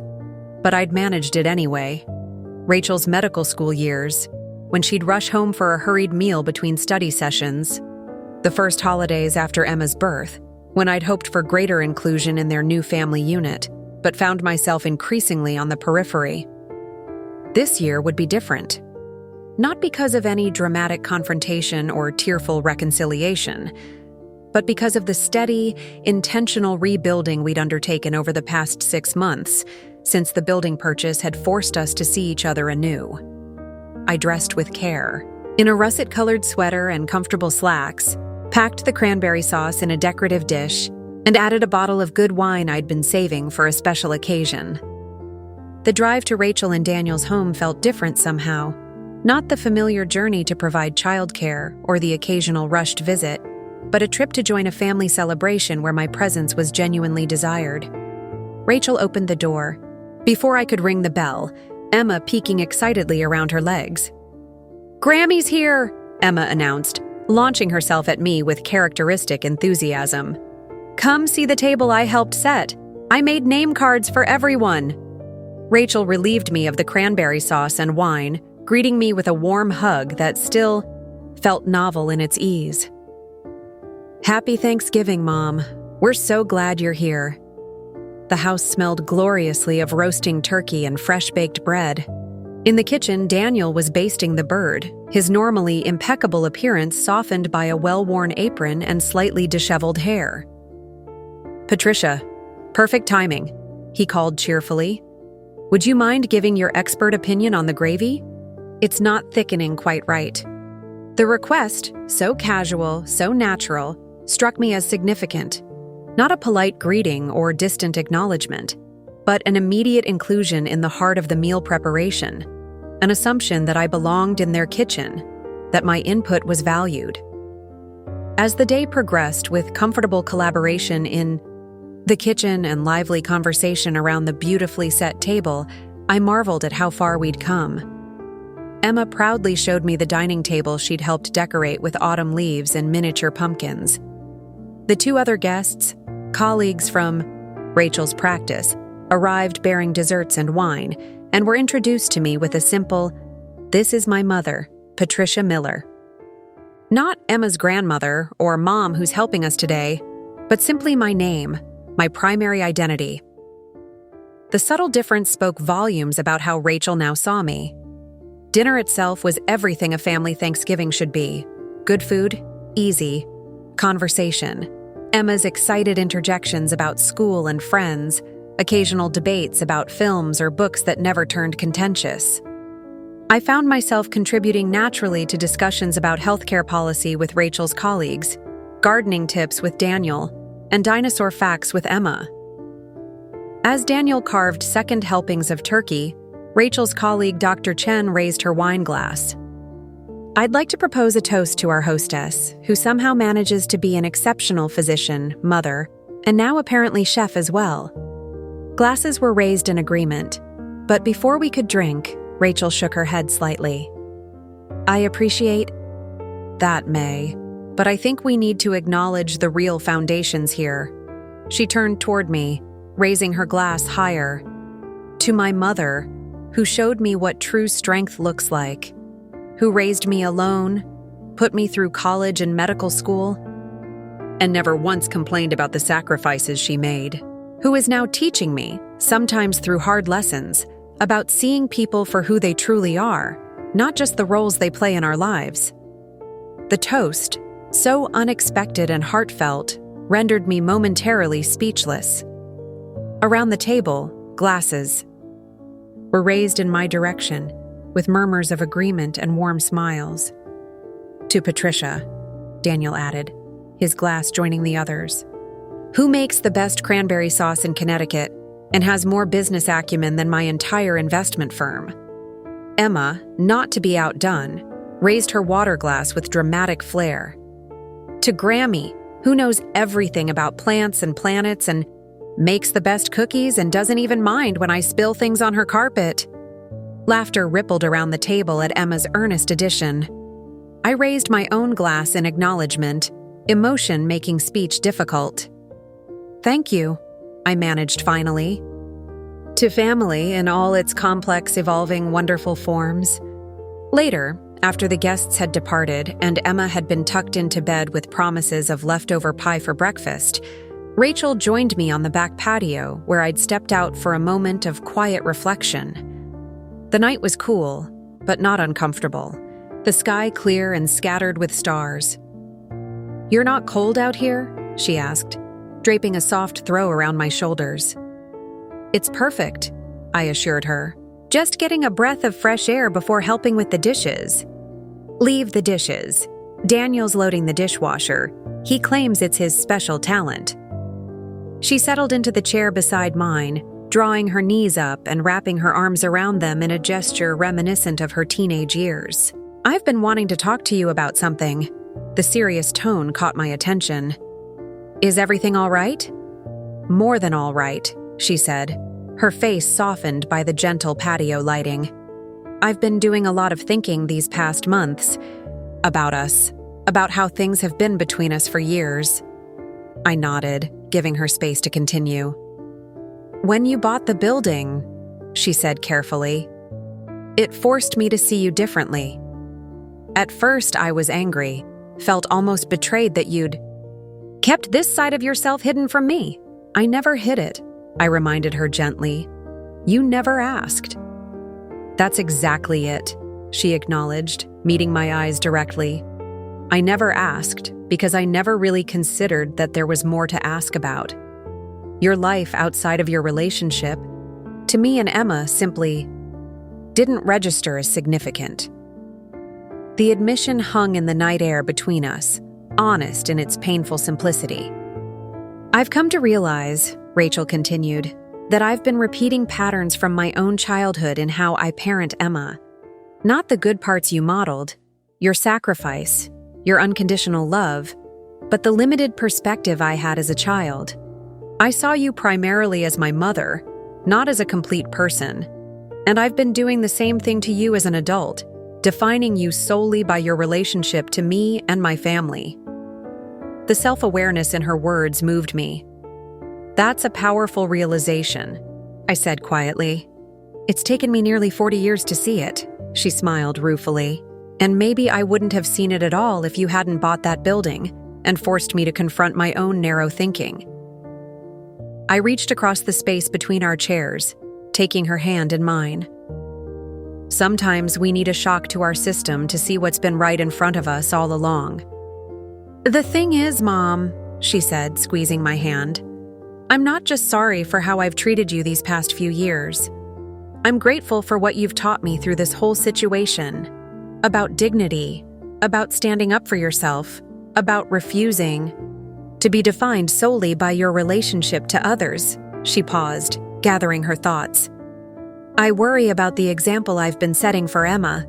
I want her to see me as a complete person, physician, wife, community member, woman with her own interests and passions, not just as mommy who exists to meet her needs. And you want the same for yourself, I observed. To be seen as more than just my daughter or Emma's mother. Yes, she nodded emphatically. Which makes it even more inexcusable that I've been doing exactly that to you, reducing you to just Mom and Grammy without acknowledging all the other aspects of who you are. The conversation felt like a culmination of the subtle shifts and realignments of the past 6 months, Rachel not just accommodating my newly revealed financial status, but genuinely reconsidering how she perceived me and our relationship. I've been thinking about something else too, she continued, her expression softening further. All those years you spent working double shifts as a nurse, putting yourself through school, raising me alone after Dad left. You never let me see how hard it was. Never showed weakness or complained about the sacrifices. I wanted to protect you, I said simply. Children shouldn't have to carry adult burdens. I know, she acknowledged, and that was a gift in many ways. But I think it also created a distance between us. I never fully understood what you were going through, never got to see your vulnerability or help carry some of your load. Maybe that's why it became so easy to take you for granted later, because you'd always seemed so self-sufficient, so endlessly capable. The insight struck me deeply. In protecting Rachel from the struggles of our early years, had I inadvertently contributed to her perception of me as a utility rather than a complete person with needs and limitations? Perhaps, I conceded. Though I wouldn't change protecting you from the worst of it. I wouldn't ask you to, she smiled. But maybe we can find a better balance now. One where you don't have to be endlessly strong and self-sufficient, and I don't get to take your time and energy for granted. As we sat together in the quiet night, I felt a sense of completion, not an ending, but a new beginning built on mutual understanding that had been long in coming. The building purchase that had initially seemed like a simple financial investment had catalyzed something far more valuable, a fundamental recalibration of how Rachel and I saw each other, how we related to one another not just as mother and daughter but as full human beings. I have something to tell you, Rachel said after a companionable silence. We're expanding the practice into the West Wing when that lease expires in spring, adding a pediatric specialist and a small urgent care center. That's wonderful, I replied. appreciating both the professional news and the fact that she was sharing it with me naturally, as she would with any valued confidant. "We're hoping you might consult on the business model," she continued. "Not just as our landlord, but as someone with both healthcare experience and financial acumen. If you're interested, that is. The invitation to contribute professionally, to be valued for my expertise, felt like the final piece clicking into place. I'd be honored," I said simply. Later that night, as I settled into the guest room that had once been offered grudgingly for occasional babysitting duty, but was now officially Grammy's room, with a watercolor painting of Emma's on the wall and my preferred reading lamp on the nightstand, I reflected on the journey of the past year. The building purchase had been a sound financial decision, providing security for my retirement years and eventually a legacy for Emma. But its true value had been in something far less tangible, forcing recognition, demanding respect, catalyzing change in a relationship that had grown increasingly imbalanced over the years. Rachel had needed to see me as more than just her mother or Emma's grandmother. I had needed to assert my right to be seen as a complete person with value beyond my family roles. The building that housed her medical practice had become the unexpected bridge between these needs, a tangible reminder that I was Patricia Miller, investor and property owner, not just mom or Grammy waiting in the wings until needed. As I drifted towards sleep, I thought about the many women who struggle with similar dynamics, mothers who give everything to their children only to find themselves marginalized later, grandmothers whose time and energy are assumed to be endlessly available without reciprocal respect or inclusion. The lesson wasn't that we should love our children or grandchildren less, or withhold the nurturing that comes so naturally. Rather, it was that true family bonds must be built on mutual respect and recognition, seeing each other as complete human beings, not just the roles we play in each other's lives. Tomorrow, Emma and I would plant the amaryllis bulbs I'd brought for her windowsill garden. Rachel and Daniel had promised to join us for the project, not rushing off to other commitments but participating fully in family time that included all generations. In the afternoon, Daniel had scheduled a meeting with me to discuss potential commercial properties for his firm's expansion, seeking my expertise not out of obligation, but genuine respect for my investment experience. These simple plans represented the new equilibrium we were building, one where I was included not out of duty but desire, valued not just for babysitting but for all I brought to the family, seen not just as an extension of Rachel and Emma, but as Patricia in my own right. The journey hadn't been easy or straightforward. There had been missteps and setbacks, old patterns reasserting themselves, new boundaries being tested. But we had persevered, committed to creating a healthier relationship built on mutual respect rather than convenience or obligation. As sleep claimed me, I felt a profound sense of peace. The building that housed Rachel's medical practice had become more than just a financial asset. It had become the catalyst for healing, for growth, for seeing each other clearly perhaps for the first time. And in that seeing, that full, clear recognition of each other's complete humanity, we had found our way back to what family should be, a place where everyone is valued not just for what they provide, but for who they truly are. Up next, you've got 2 more standout stories right on your screen. If this one hit the mark, you won't want to pass these up.